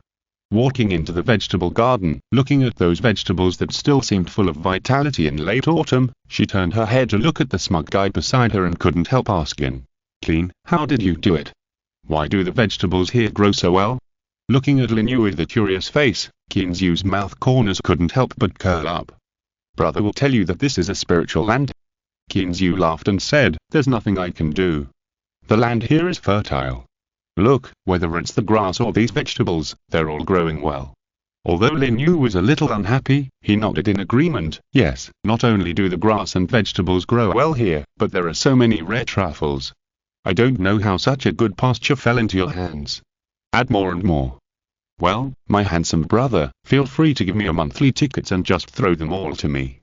Si estes escuchando esta novela en un canal distinto a mundo fanfic novelas, significat lo descarga and y subir en sinisfuerzos invitamos cordialmente a visitar nuestro canal. Mundo fanfic novelas all encontrás la versión original de esta historia y podrás explorar muchas otras novelas de diversos narradores. Te esperamos para sumergirte en un mundo de novelas increíbles. Chapter 442. The terrifying effect of the spiritual land. The speaker is unintentional, but the listener is intentional. Hearing Lin Yu say this, Kinzu also felt that there should be some connection between them. He looked back at the woods, and thought carefully about the location of the pine trees that produced truffles, and seemed to understand something in his heart. He didn't care that Lin Yu was right beside him. Kinzu picked up Shirley, who was a little dazed, and quickly ran to the woods again. Hey, Clean, where are you going? Lin Yu looked at the back of the distant figure and stomped her feet hard. Didn't she just say a few words? Who is this person? After entering the woods, Shirley looked at Kinzu curiously and asked, "Uncle, do you want to dig truffles again?" Kinzu's mind at this moment was all on his own guesses. Hearing the little girl's question, he answered casually and began to circle around the woods. The little girl didn't know what Kinzu was thinking, but she could see that her uncle seemed to have something to do, so she stayed in Kinzu's arms obediently and didn't say anything else. Even Lin Yu, who followed behind, felt dizzy when he saw Kinzu's actions, but seeing Kinzu's serious expression, he suppressed his curiosity and wanted to see what this guy was going to do. After walking around for a while and carefully comparing the area, Kinzu was more certain of his thoughts. Wow, all these trees with truffles were formed near the vegetable field. In other words, these trees were affected by the vegetable field. So it seems that the reason for the truffles is that the effect of the spiritual land has been exposed. Kinzu waited until he returned to the villa, and he still didn't come back to his senses. He still underestimated the effect of the spiritual land. Just in the periphery, so many truffles were born. What if I planted all the trees in the spiritual land? I was still wondering, my luck can't be so bad, good things follow me wherever I go. Lin Yu looked at Kinzu, who was in a daze on the sofa, and curled her lips. Hey, Mr. Clean, you don't want to default on your debt, do you?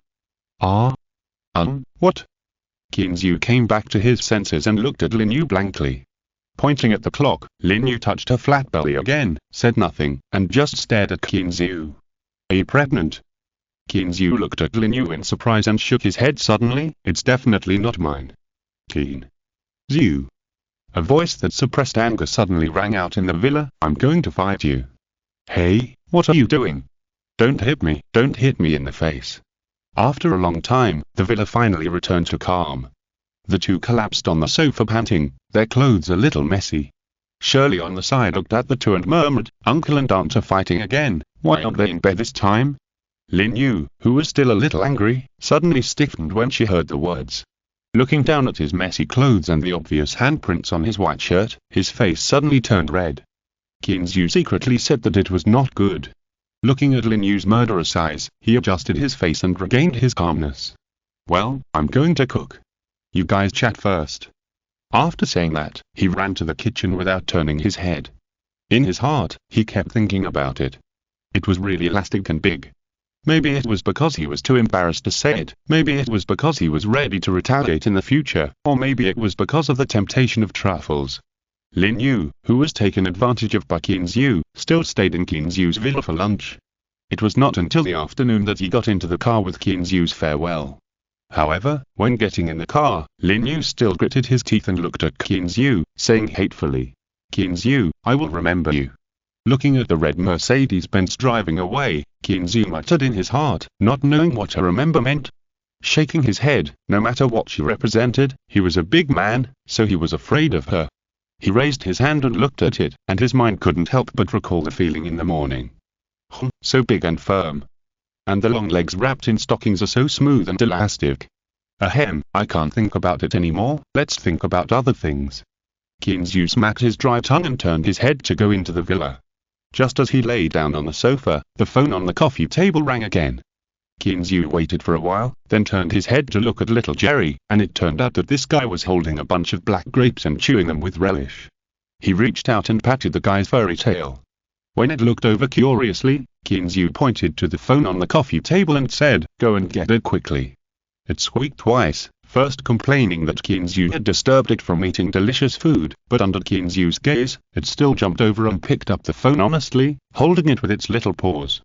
Qin Zhu smiled with satisfaction, you're smart, kid. If you don't listen, I will cut off your food for a month. Looking at Qin Zhu who answered the phone, little Jerry patted his chest with lingering fear. Fortunately, he was smart. If he was cut off for a month, he would starve to death. Thinking of this, little Jerry stared at the dried fruits on the plate and ran over. While stuffing nuts into his arms, little Jerry muttered in his heart, I'd better get some stock first. This master is too hateful. If the rations are really cut off, I can't starve to death. Qin Zhu didn't know that because of his words, poor little Jerry had already started to prepare the inventory. He was talking on the phone at this moment, smiling and asking, Will, you're back. How was the harvest? Will on the other side laughed a few times first, then suppressed his excitement and shouted loudly, Boss, we're almost at the dock. Today is a good harvest, a big harvest. Oh? Qin Zhu smiled and got up to change his shoes, ready to rush to the dock, but still smiled and asked, Will, tell me first, how is the harvest? The wind seemed to be a little strong on the other end of the phone, and Will's voice sounded a little unstable. He simply said, Boss, you come over first, we're at the dock. Qin Zhu nodded, hung up the phone, and took Shirley's hand and walked out of the villa. Soon two figures, one big and one small, appeared at the dock. At this time, the Tycoon one also slowly approached the dock and successfully docked with the help of Hubbard. Ha ha, boss, come up and see, today's hatch is really good. Will walked out of the captain's room, looked at Qin Zhu on the dock, and shouted loudly. Qin Zhu smiled, took Shirley, Eva and Dale who came to ask questions, and boarded the fishing boat together. Boss, you come over here first. Will led the way and walked to their freezer. When Qin Zhu caught up, Will opened the cabin door, walked in, pointed to a big fish that was frozen and nearly 2 meters long, and couldn't suppress his excitement and said, Boss, look at this. Thanks to the three emojis for their great support, thank you. Chapter 443 Little Turtle. Following the direction of Will's finger, Qin Zhu looked over. It was a tuna that was nearly 2 meters long and frozen. After taking a closer look, Qin Zhu looked at Will in surprise, is this a yellowfin tuna? Will smiled and nodded. Yes, boss, I didn't expect to catch such a big guy in the first net. Kinzu patted Will's shoulder with satisfaction. Good job, man. Kinzu was really satisfied with Will's harvest. Apart from anything else, just this nearly 2-meter-long yellowfin tuna has already recovered all the capital this time. Not only the oil money, but also that fisherman's wages, and the bonuses that will be issued later. Pointing to the freezer on the other side, Will smiled and said, Boss, there are still many good fish here. Do you want to take a look? Kinzu nodded and followed him to the other side. Here, Simon and Aiden were still busy sorting these fish. They had to classify these guys and not sell those precious fish at a low price. Boss, look, these are groupers, these are sea bass, and these are tuna, but they are not too big, and the species is also very ordinary. Will pointed to the full warehouse of fish and introduced them to Kinzu bit by bit. You should know that this time they went out to sea, they caught more than 10 tons of fish, which dazzled Kinzu. Hey, what kind of fish is that? Kinzu looked at the big fish in front of him, which was more than 1 meter long, slightly flat, streamlined, and had high fins on its back, and asked Will curiously. Will walked over to take a look, and introduced with a smile. Boss, this is a swordfish. If it were not a little smaller than the yellowfin tuna, its value would not be much worse than it. Kinzu smiled with satisfaction, and said nothing more. He looked at the time. It was only a little after 4 in the afternoon, and there was still time, so he took out his mobile phone and called Chen-Mu. Ha, big boss, what can I do for you? Chen-Mu was sitting in his office, waving at a chef in front of him, and talking on the phone with a smile. Kinzu didn't expect that Chen-Mu, who was usually quite serious, would actually start to tease him. He smiled bitterly and shook his head. This was probably because you learn from who you follow. Brother Chen, I just went out to sea today and got some good seafood. Do you want to come over and pick some? Oh? Any good stuff? Chen-Mu couldn't help but sit up straight. Without waiting for Kinzu to answer, he said hurriedly, then let's talk about it when I get over there. Kinzu listened to the busy tone in his ear and looked at the ceiling speechlessly. Damn it, if this happened in China, he would be fired for his attitude of daring to hang up their boss's phone. But thinking that he was in the United States now, he sighed helplessly. This guy, he didn't learn any good things, but learned a lot of bad things. After watching for a while, Kinzu was not very interested anymore. There were fish everywhere, and he was greedy. Coming to the deck, looking at the sparkling sea in the distance under the setting sun, the seabirds playing and fighting in the air, and the poor little fish that were buried in the birds' stomachs, Kinzu couldn't help but be a little dazed. Shirley next to him suddenly reached out and pulled Kinzu's arm, pointing to a small thing on the deck not far away, and whispered, Uncle, what do you see? Looking in the direction of the little girl's finger, Kinzu smiled. It turned out to be a small turtle the size of a palm, which might have been missed by Will and others when they were sorting. Because it was a bit far away, Kinzu couldn't see the specific color and pattern on its body, and couldn't determine its species. The little guy might also know that he was in great trouble, and was crawling around on the deck anxiously, trying to find the way home. However, the deck was not too big for Kinzu and others, but compared to a turtle, it was still quite far away. The little guy kept crawling around, and couldn't find a correct direction, so he went around in a small circle. Kinzu found it a little funny. Just when he was about to send it back to the sea, he inadvertently saw the curiosity in Shirley's eyes and asked with a smile, Why? Shirley, do you like it? The little girl nodded cutely. She liked small animals the most because they could play with her, just like Daha and Xiaohe. Kinzu didn't say anything, but called Will loudly. Will, who heard the voice, came out of the freezer, wiping his hands and asked, Boss, what's wrong? Kinzu pointed to the palm-sized little turtle and smiled and said, Go find a small fish tank to put it in. Our little baby likes it. Will looked in the direction Kinzu pointed and found the little turtle. He smiled and nodded and said, Okay, this guy is lucky to be favored by our little princess. Kinzu smiled. This Will is really good at talking. Just as he was thinking, there was a cry of surprise from the other side. Hey, boss, come and see. What's wrong? Kinzu walked over with some curiosity. Will pointed at the turtle on the ground that had stopped spinning because someone was approaching, and said, Boss, this is a hawksbill turtle, not an ordinary turtle. Kinzu scratched his head. Hawksbill turtle? He seemed to have heard of it. But what's the fuss? Looking at Will curiously, Kinzu asked, What's wrong with the hawksbill turtle? Is there any problem?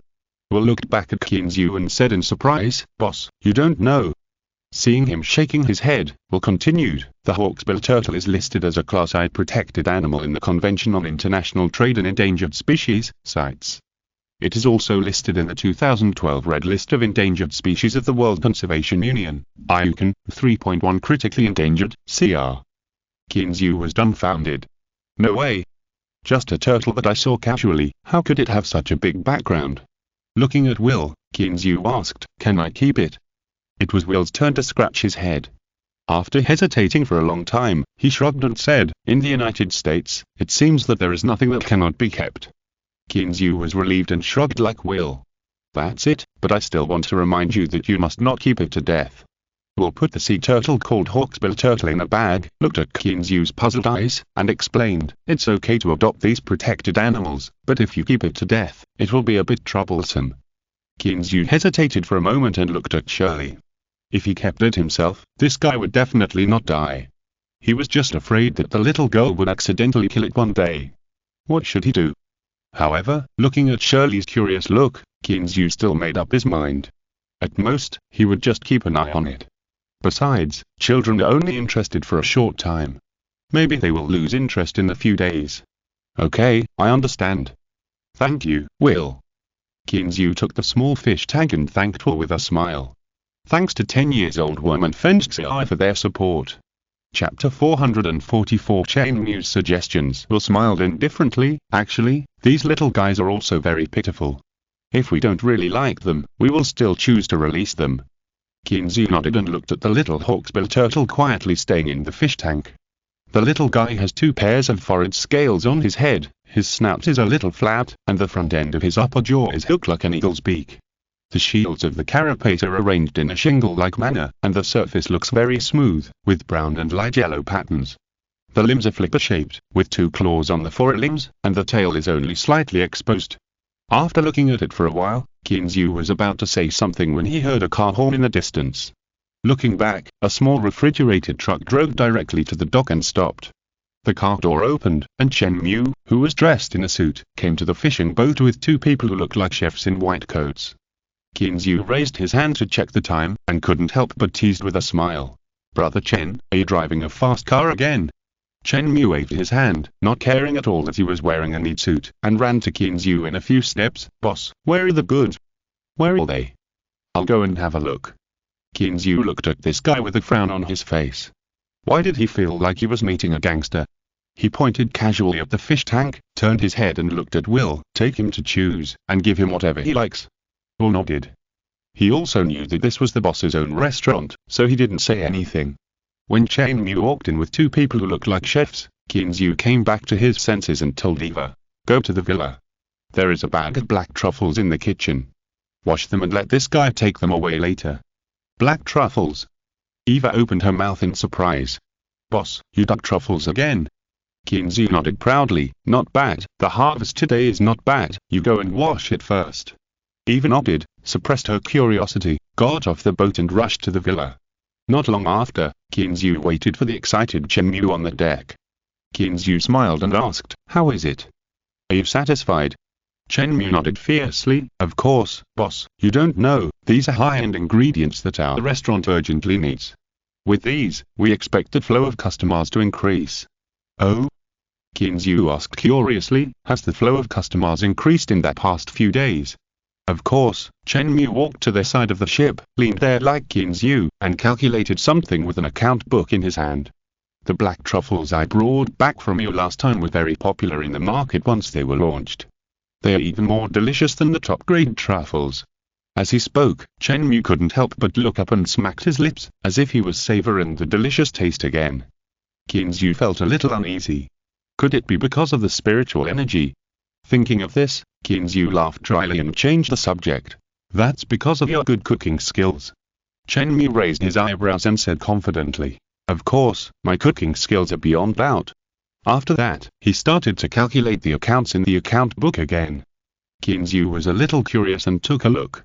It turned out that these were some of the ingredients he had chosen. That's all we can take today, Chen Mew said with some regret, looking at the freezer not far away. If there was room for it, I would really like to take all these good things back. Kinzu smiled and comforted him. These are nothing. If you want them, I can go out to sea to get them back for you any time. Chen Mu curled his lips. Boss, do you think tuna is so easy to catch? As he spoke, he pointed to the yellowfin tuna that was being carefully carried out by two chefs, and said with a smile, don't even mention bluefin tuna now. Even this kind of yellowfin tuna is rare in the market. Once it appears, it will be sold out in no time. Qinzu was speechless, looking at Chen Mu with some confusion. Is it so popular? Chen Mu nodded and sighed. It's still pretty good now. June and July are the spawning time for tuna, so North America has agreed that the time to catch tuna is only in August, September, October, and November each year. The remaining 8 months will give these fish time to recuperate. After this month, the supply of tuna will be even tighter. Qinzu looked at the sea thoughtfully. It was the last month. Should he take advantage of this time to get more bluefin tuna? After a while, Chen Mu found that there was no sound around him. He looked up at Qinzu curiously. Boss, what's wrong with you? Qinzu came back to his senses, smiled, and said, nothing. I was wondering if I should go out to sea to get more tuna. Really? Chen Mu closed the document in his hand in surprise. It's not that he had never thought about asking Qinzu to bring back more good things, but he was the big boss after all, and it was difficult for him to ask. Well, I have this idea, Qinzu nodded, looking at Chen Mu's face full of surprise, and said with a smile. Don't be too happy too soon, it's just an idea, and it's not certain whether you can get it. No, Chen Mu waved his hand and looked at Qinzu with a smile. Boss, I believe you'll succeed. Oh? Why? Qinzu looked at him with some doubts. Chen Mu shrugged, because your luck is against the sky. Qinzu was speechless and rolled his eyes at this guy. Hurry up and pack your things and get out. Chen Mu laughed and raised the folder in his hand. Don't you want these franklins? Qinzu ignored this guy, just looking at the sea quietly, thinking about his next itinerary. It seems that there is nothing wrong with the ranch. Well, if there is something, old John is there. What about the fishing boat? He looked up at the busy wheel. Will was also in charge of the fishery, so he didn't have to worry about it. However, this guy has no problem going out to sea, but if he sells fish, is he trustworthy? You know, even if Chen Mu took away some rare fish, there are still more than 10 tons of sea fish left, which is not a small amount. Qinzu called Chen Mu over and whispered his worries. Unexpectedly, Chen Mu looked at him in surprise after hearing it. Qinzu lowered his head and looked up and down at his clothes. Although they were not very clean, there was nothing wrong with them. He asked in confusion. I say, why are you looking at me like that? Chen Mu curled his lips. Boss, you are not going to let them go out fishing every day, are you? Qinzu touched his head. Yes, isn't it possible? Chen Mu looked at his boss helplessly. Is he really suitable to be a fishery owner?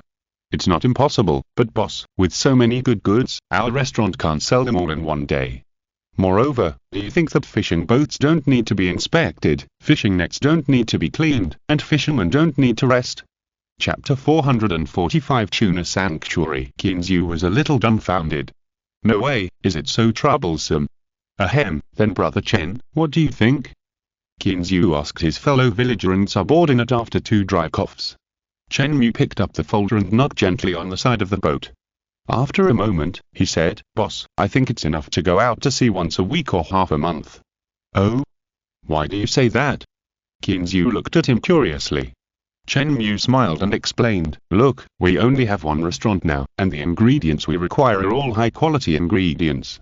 Although the consumption is not small, it will not be too large. Supplying once every half a month is enough. Qinzu nodded. That's the truth. In this way, he doesn't need to worry about the fish farm. When it comes to selling fish, either go with them yourself or call the people from the fishery company directly. This is all possible. After working for nearly an hour, the refrigerated truck that Chen Mu drove was finally filled. Opening the car door, Chen Mu looked at Qinzu with a smile. Boss, I'll go back first, and the money will be transferred directly to your account when the time comes. Qinzu waved his hand, picked up Shirley and followed him. Don't worry, go back to the villa first, there are still some things for you to take back. Although Chen Mu was a little confused, he didn't say anything. After Qinzu sat down, he signaled the driver to drive. Back to the villa, Qinzu first found a place to put the fish tank he brought back, then looked at Eva and said, Give the things to Brother Chen. Eva nodded, got up and took a bag from the corner and put it on the coffee table. Boss, what is this? Chen Mu walked over with some doubts, and after opening it, he was stunned. Black truffle. Boss, you dug black truffles again? Is the production very large? Chen Mu looked at Qinzu excitedly, expecting to get a satisfactory answer from him. Qinzu shook his head. Although there is still some output, it is not much. Seeing his disappointed look, he smiled and added, "Don't worry, it won't be long before we may have more output."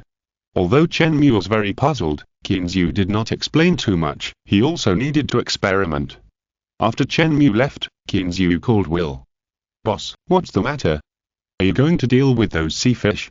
As soon as he entered the door, Will's loud voice came over. Qinzu didn't say anything, motioned him to sit down first, and after Will sat down on the sofa opposite, he gently sipped the tea that Eva had just brewed and asked, "Will, do you know where there are a lot of bluefin tuna?" Hearing this, Will moved his body and asked curiously, "Bluefin tuna? Boss, are you going to fish for tuna?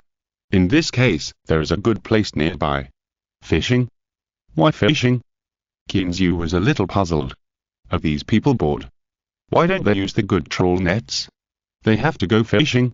After hearing Qinzu's question, Will remembered that his boss was a complete rookie, and explained helplessly, "Boss, in order to protect high-value fishery resources, the United States and Canada signed the North American Fisheries Protection Act in 1995.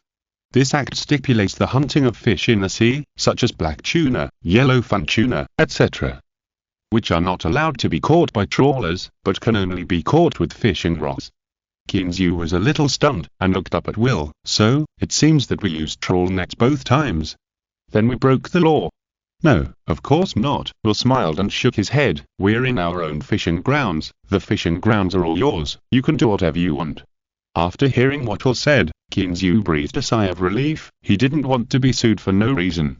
But when Qinzu thought of the vast ocean and using a fishing rod to catch bluefin tuna, his head hurt a little. He was just thinking about taking Cheese out for a walk to see if he could find bluefin tuna. Once he found them, he could just trawl. But now it seems that this is not going to work. Even if he finds bluefin tuna, he can't catch them without trawl. But the words have been spoken, and he has to think of a way. From what Will said, it seems that there are quite a lot of people fishing for bluefin tuna. Qinzu always asks when he thinks of something, which is his good quality. So he smiled and asked, "Will, are you saying that there are a lot of people fishing for bluefin tuna?" Hearing Qinzu's question, Will raised his hand and made a gesture of counting money, saying, "Of course, boss, you have to know that if you are lucky, the tuna you catch in these 4 months can make as much as several years' income. Even a small boat can make millions of dollars, of course, provided that you are lucky." Now, Qinzu understood that if he was lucky, he could make millions of dollars in a few months. Who would dare not be tempted? At this time, Qinzu suddenly remembered that Will had mentioned a good place near them, and couldn't help but look at Will curiously. "You just said that there is a good place to fish for bluefin tuna near us. What does that mean?" Hearing this, Will was even more helpless, and his mouth was almost dry after talking for a long time. But who made him run into such a boss who knew nothing? I could only continue to explain helplessly. "Boss, if it is not in a specific place, bluefin tuna is hard to come by, because this fish has a very special way of breathing. They do not have the ability to breathe actively, and need to rely on water flow through their gills to absorb oxygen in the water. In this way, they must swim continuously in the ocean, and they must swim at high speed, otherwise they will cause suffocation due to lack of oxygen. No one knows where bluefin tuna will appear in the deep sea, but there are several areas of water where there are more bluefin tuna because of the food bait that tuna likes. And these waters have become a battleground for anglers every year. In the Atlantic Ocean, there are a total of 5 places that are recognized as gathering places for bluefin tuna, 2 of which are located in Europe. They are Las Palmas in Spain and Syracuse in Sicily, Italy. The remaining 3 are all located in North America. One is the Gulf of St. Lawrence in Canada, and the other is George Shoal at the border between Canada and the United States. There is another place, which is less than 100 miles from our fishing grounds, Cape Cod in Massachusetts. After talking for a long time, Will was really thirsty. Fortunately, Eva brought him a cup of freshly brewed tea at the right time. Seeing the tea, Will didn't care whether it was hot or not. He directly picked up the teacup and drank it all in one gulp, which made Qinzu on the opposite side stunned. Chapter 446 Tuna Fishing Boat. Qinzu was a little dumbfounded. It was just fishing, but there was such a thing. He rubbed his temples, and waited until Will put down the teacup before Kinzu asked helplessly, "Will, besides these, do you have any other requirements? Beautiful ladies, please tell me together." After wiping his mouth, Will said with a smile, "Of course, boss. One more thing to note is that no matter where you go to fish for tuna, you need to apply for a fishing license." Kinzu nodded. "I know this, don't I have one?" Will chuckled twice. "Boss, I'm not talking about the ordinary fishing license you applied for, but the rare economic fish sea fishing license. It turns out that in the United States and Canada, from the control of fishing licenses, protective measures have been taken for hunting tuna. There are many fishing licenses in the two countries, including primary fishing licenses, intermediate fishing licenses, advanced fishing licenses, river fishing licenses, sea fishing licenses, and so on. And to catch tuna, you need the highest level, the rare economic fish sea fishing license. To apply for this certificate, the applicant needs to have at least 5 years of sea fishing experience, which is accumulated from ordinary fishing licenses." Seeing Kinzu's puzzled look, Will explained, "Boss, the purpose of doing this is to prevent tuna from being overfished, and to prevent some amateur anglers from messing around in the sea in pursuit of profit." "Okay," Kinzu nodded. He didn't have any objection to this. Come to think of it, if anyone can fish, wouldn't the sea be in chaos? After all, there are always people who want to try their luck. And although he doesn't have a sea fishing license, he believes that his fishermen will definitely have one, so this is not a problem for him. Sure enough, Will was heard continuing beside him, "Boss, don't worry about this. If you want to go fishing, we can apply for it." Kinzu nodded. "Okay, then you go and apply first. We'll be ready to set off when we're done. After all, there's only 1 month left." Will said he understood. He stood up and was about to leave, but suddenly he remembered something, turned around and said, "Boss, if you go fishing for tuna, you still need to prepare a tuna fishing boat." Kinzu looked up blankly. "Why? Isn't our fishing boat enough?" Will shook his head. "No, boss, it's forbidden to use trawl nets to catch tuna. It's not just talk. Trawlers and person fishing boats are prohibited from entering Cape Cod." Kinzu was still depressed until Will walked away. "Damn, it's so troublesome to catch a fish. I don't believe it. I can't find bluefin tuna without Cape Cod."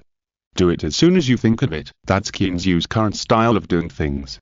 So at night, after having sex with Eva, Kinzu returned to his bedroom, and when he lay on the bed, he switched his consciousness to Cheese.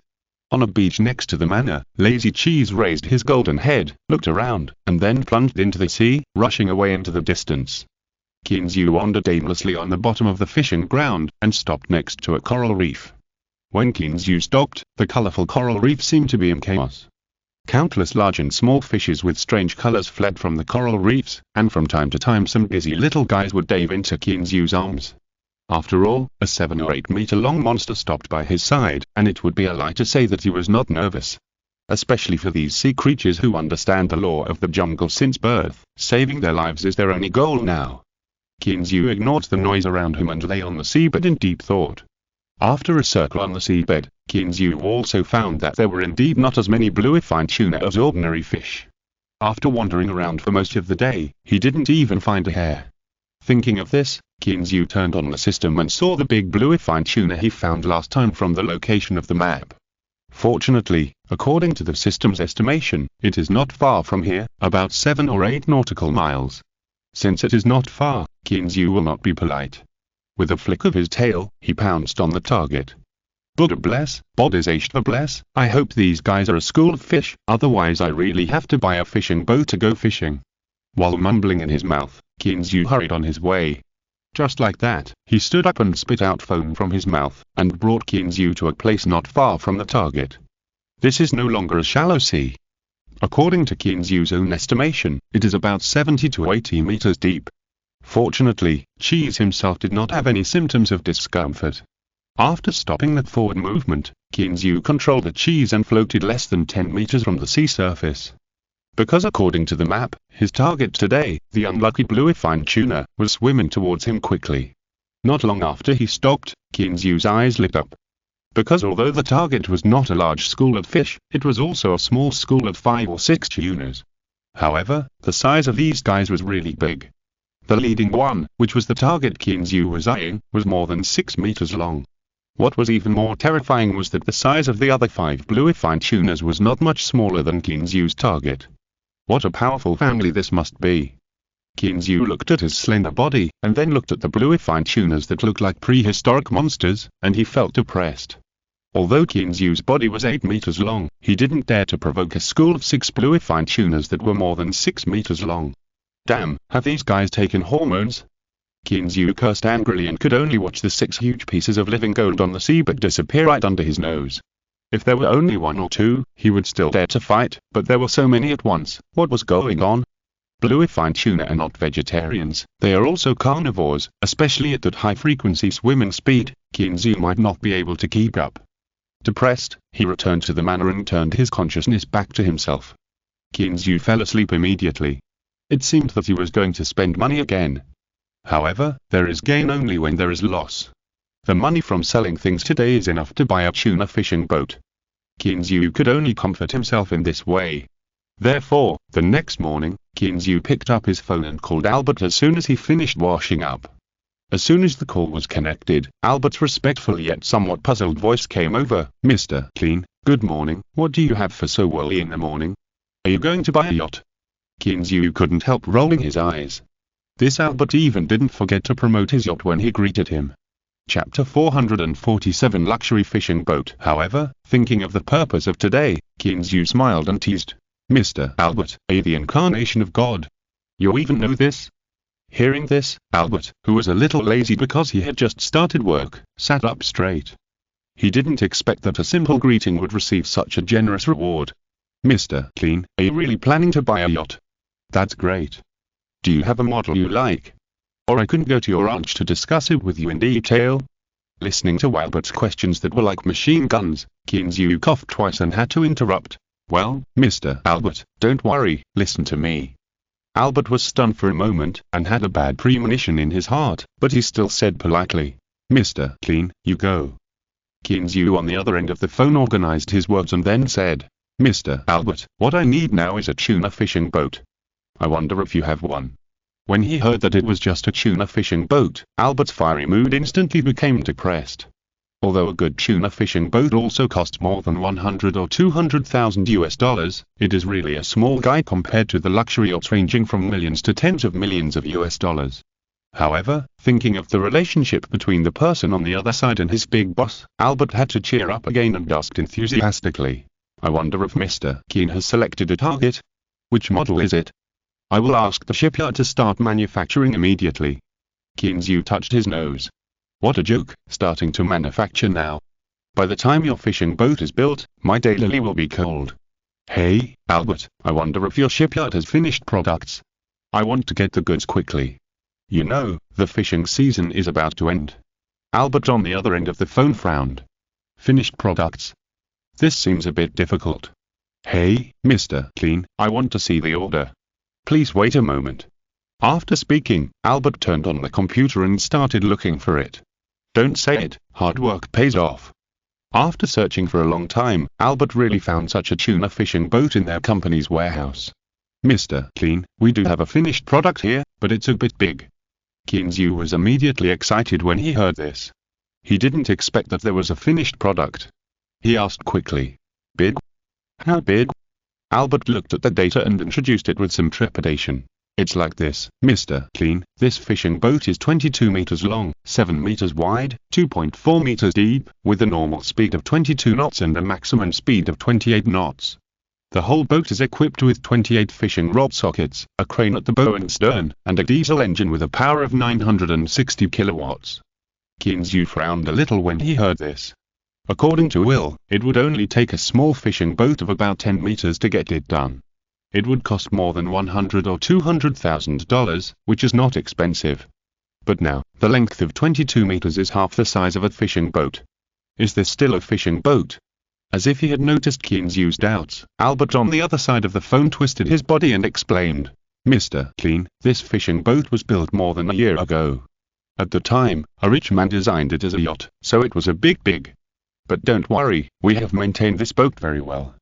Moreover, going out to sea for fishing is definitely not a matter of 1 or 2 days. Although those small fishing boats are cheap, they are definitely not as comfortable as this fishing boat. After Albert's explanation, Kinzu also reacted.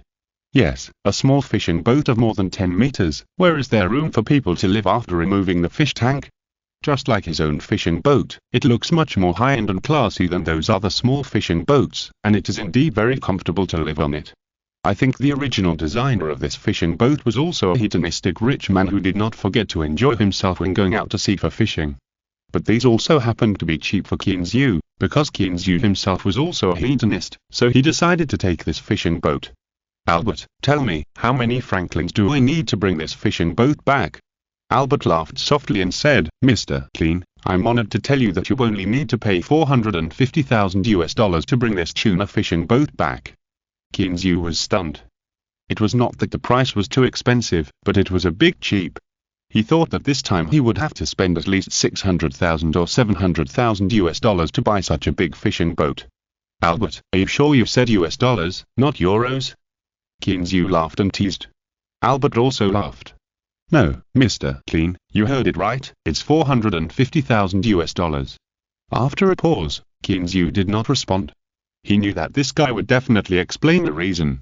Sure enough, Albert's voice came from the other end of the phone again. Mr. Clean, as I said just now, this fishing boat has been in production for more than a year. The rich man went bankrupt because of business failure, so of course the boat stayed in the shipyard. You know, this is a boat after all. It is a boat. Whether it runs or not, it needs maintenance. The shipyard is under great pressure every month just for the maintenance costs. But such a fishing boat is not useful to ordinary people, and rich people rarely go back to fish for tuna, so this boat has been shelved in the shipyard. Well, Kinzu touched his nose, and he understood that they had caught a fool. Think about it, those who go out to sea to fish for tuna are professional fishermen or some fishing enthusiasts. Although they have money, they will not waste it. And those rich people will definitely choose yachts instead of fishing boats when they go out to sea. Thinking of this, Kinzu laughed at himself. Well, it seems that there are not many wealthy people like me who are not doing their jobs properly. Albert also laughed over there, but he did not take up the conversation. Instead, he asked, Mr. Clean, I wonder when you have time to come and pick up the boat, so that I can prepare in advance. Kinzu thought about it, raised his arm to check the time, and said, in the afternoon, I'll have someone pick up the boat in the afternoon. Okay, that's it for now. I wish Mr. Keen a successful return in advance. Kinzu hummed twice and hung up the phone. He put the phone aside and lay down on the soft big bed. I wonder what his second boat will be like. I'm so looking forward to it. Just when Kinzu was full of expectations for his second boat, Shirley's weak voice sounded beside him. Uncle, you heard me. Chapter 448. New ship arrives at port. Kinzu was stunned. Shirley. Turning his head, Shirley was looking at him pitifully with her confused eyes. Kinzu jumped up from the bed and scratched his head awkwardly. Little girl, why haven't you gotten up yet? Shirley turned over and continued to sleep, saying drowsily, I'm sleepy. Shaking his head, Kinzu went downstairs. Can a comfortable life really make people lazy? Think about Shirley, such a diligent child, and now she has started to sleep in. When he got downstairs, Kinzu lay on the sofa, and the soft feeling made him hum comfortably. He took out his mobile phone, called Will, and told him to pick up the boat. Boss, why are you so early today? Eva gently brought her breakfast and put it on the coffee table. Kinzu smiled helplessly and put his phone aside. Why? In your impression, do I always get up so late? No, I just usually get up at 9 o'clock. Eva blinked her big eyes at Kinzu, looking cute. Boss, when do you think we should go to pick up the boat? Will ran in excitedly, and was shocked by the scene in front of him. He quickly retreated again. Sorry, I didn't pay attention, you continue. You scared me to death, I told you, this is the living room. Kinzu always took it calmly. After Eva went upstairs, he took out his phone and called Will. After a while, Will reappeared in front of Kinzu, looking nonchalant, and asked, Boss, when are we going to pick up the boat? Didn't I tell you? Kinzu frowned slightly. I made an appointment with them in the afternoon, but you can leave now. Will was stunned for a moment. Boss, aren't you going? Kinzu shook his head. I won't go, you just take the fisherman to drive the boat back. Okay. Will walked out of the villa with a face full of emotion. He didn't expect that Kinzu would let him do such a big thing. Buying a boat is not like picking up a boat. Picking up a boat doesn't matter, but buying a boat requires signing a lot of documents and negotiating the price. If he colludes with the manager who sells the boat, he can completely cheat the money for buying the boat.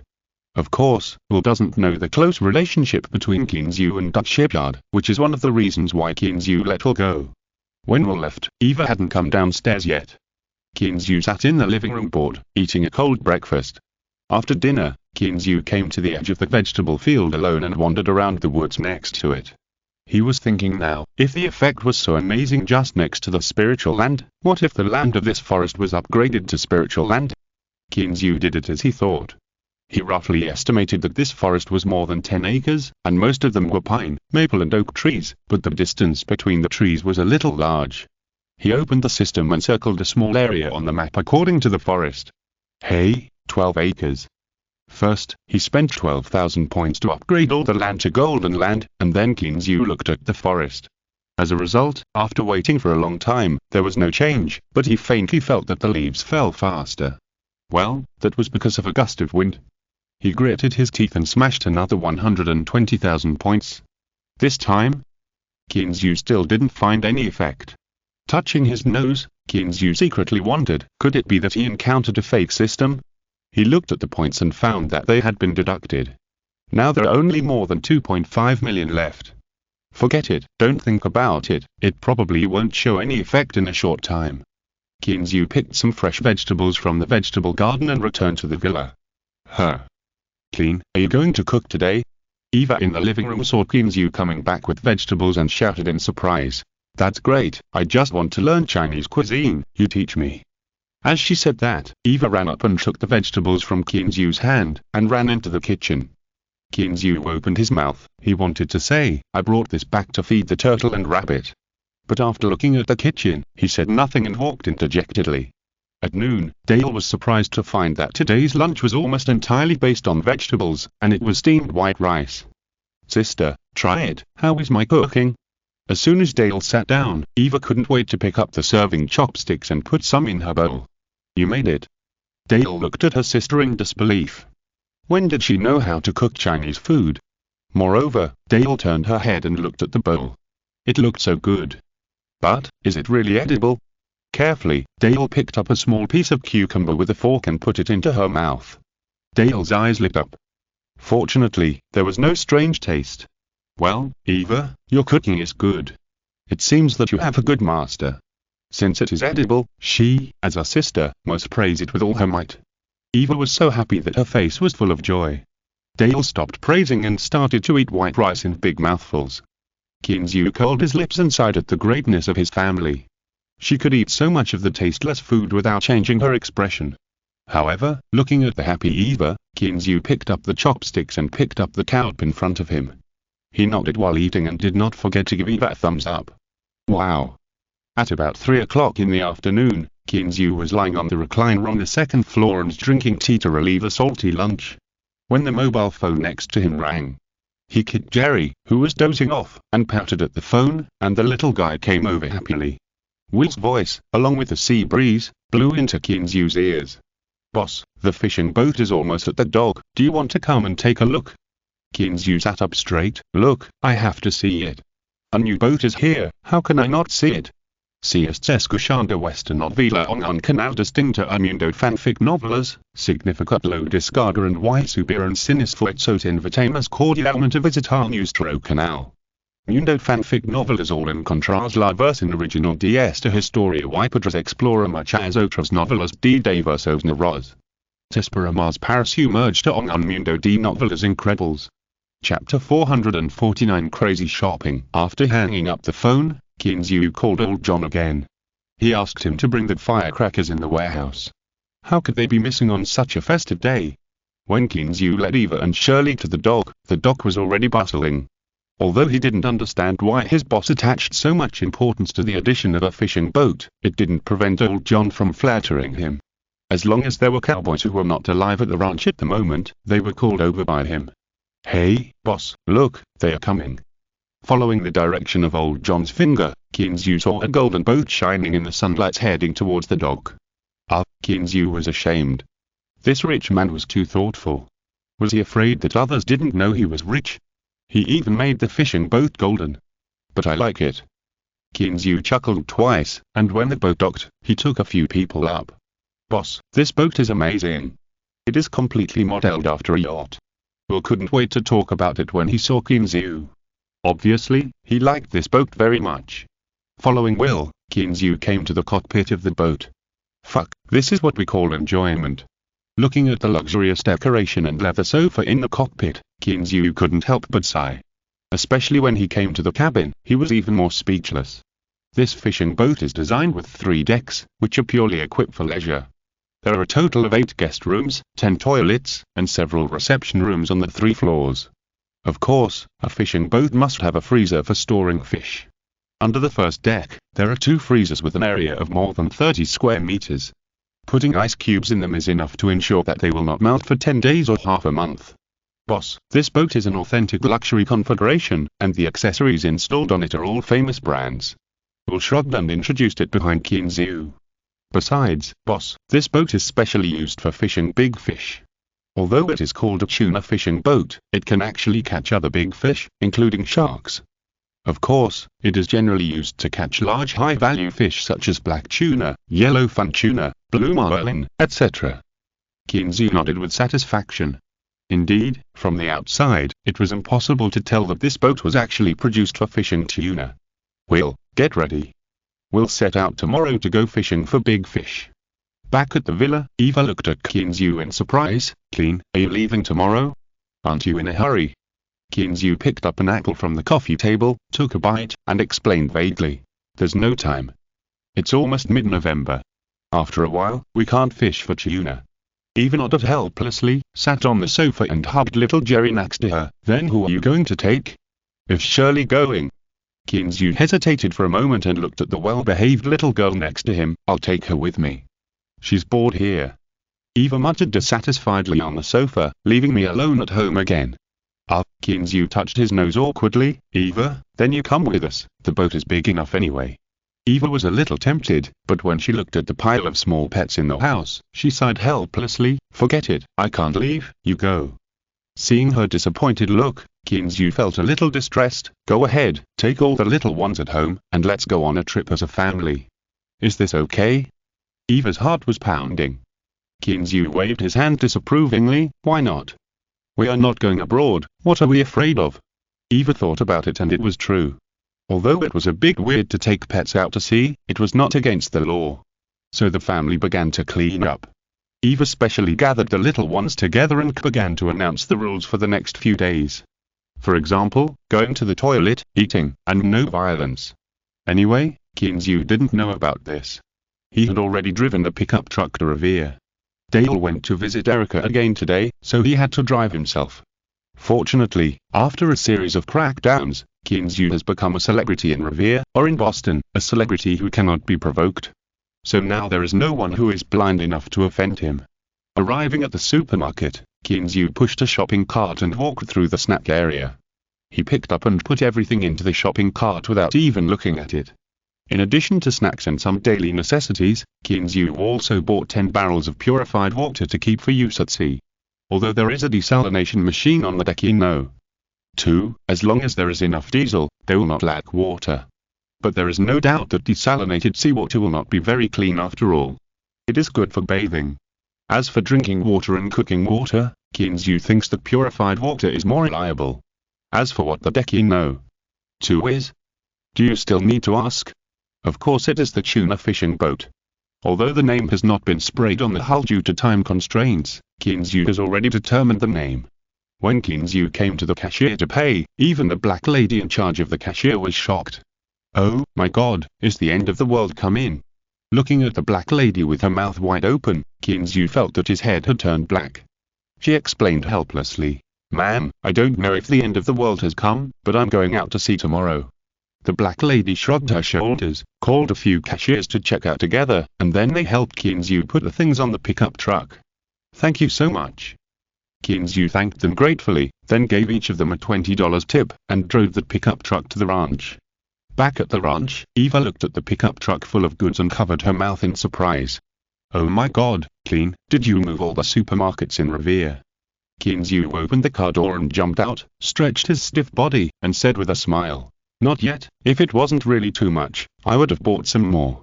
Rolling her eyes helplessly, Eva had nothing to say, climbed into the car and prepared to start moving down. "No, Eva, leave this to me. You go prepare some fresh meat, vegetables and fruits. Especially bring more cucumbers, tomatoes, beans and celery grown at home, and don't forget the berries, the little ones like them." "Okay, then I'll go over." Eva nodded. He was very obedient to Kinzu's instructions. After Eva left, Kinzu took out his mobile phone and called Will, and called Simon and others over. It's right to leave it to him, but asking him to move it again? Forget it. Thank you Fenxi for your reward and support, and thank you Yexiaxal for your reward of 500 starting coins. Chapter 450. Set off. Towards the Sea of Stars. Boss, how long are you going to stay at sea? Will and his friends looked at each other in bewilderment at the daily necessities in the pickup truck. Kinzu shrugged and said nonchalantly, "There aren't many things anyway, so I prepared them all. It would be troublesome if I don't have them when I need them." They looked at each other and couldn't say anything. At the same time, they had the same thought in their minds: this is how rich people live. After Will and his friends packed these daily necessities in sweat and took them back to load them on the ship, Eva came back empty-handed. "Eva, where are the vegetables I asked you to prepare?" Kinzu looked at the girl curiously, not knowing what she wanted to do. Eva shrugged. "Dear boss, do you think I can come back with so many things?" Looking at the back of Eva and Dale carrying several baskets to the vegetable field, Kinzu touched his chin. This girl deserves to be dealt with. The next morning, the villa began to get busy. Kinzu was busy packing clothes in the room, not only his own, but also Shirley's. This time, he would not be back in 2 or 3 days, so it was essential to bring some clothes. Eva was helping Shirley comb her hair. Although the little girl could dress herself now, she really didn't know how to comb her hair. Every day, Eva helped her comb her hair. While combing her hair, Eva did not forget to look at Kinzu next to her through the dressing mirror. Seeing that he kept stuffing clothes into the box, she finally couldn't help it, stopped and looked at him, and said with a smile, "Clean, you don't need to bring so many, 2 or 3 sets are enough for changing." Okay." Kinzu touched his nose, lowered his head and looked through the box, and became a little hesitant. Eva smiled, quickly helped Shirley with her hair, then came over and picked a few sets of dark-colored, dirt-resistant clothes and stuffed them into the box. "Okay, just these few. Those light-colored ones are not easy to wash."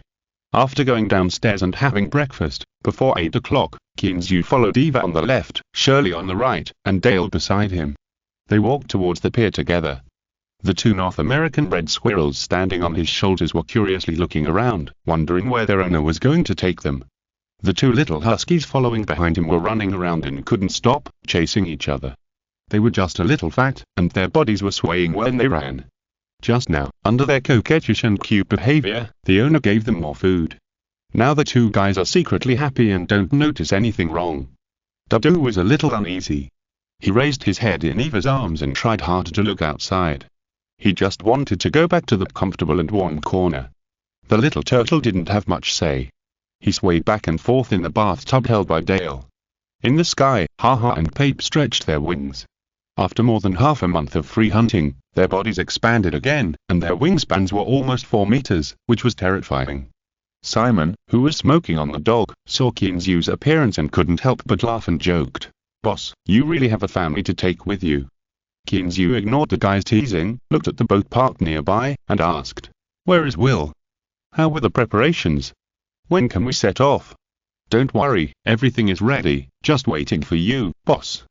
Simon put out his cigarette, came over with a smile to take over everyone's luggage, and walked to the boat in front. At this time, Daha and Xiaohe realized that something was wrong. Damn, are they going to sea again? Before they could figure out how to run, they felt their necks tighten, and then they floated into the cabin with 4 legs hanging in the air. Kinzu was also helpless with these 2 guys.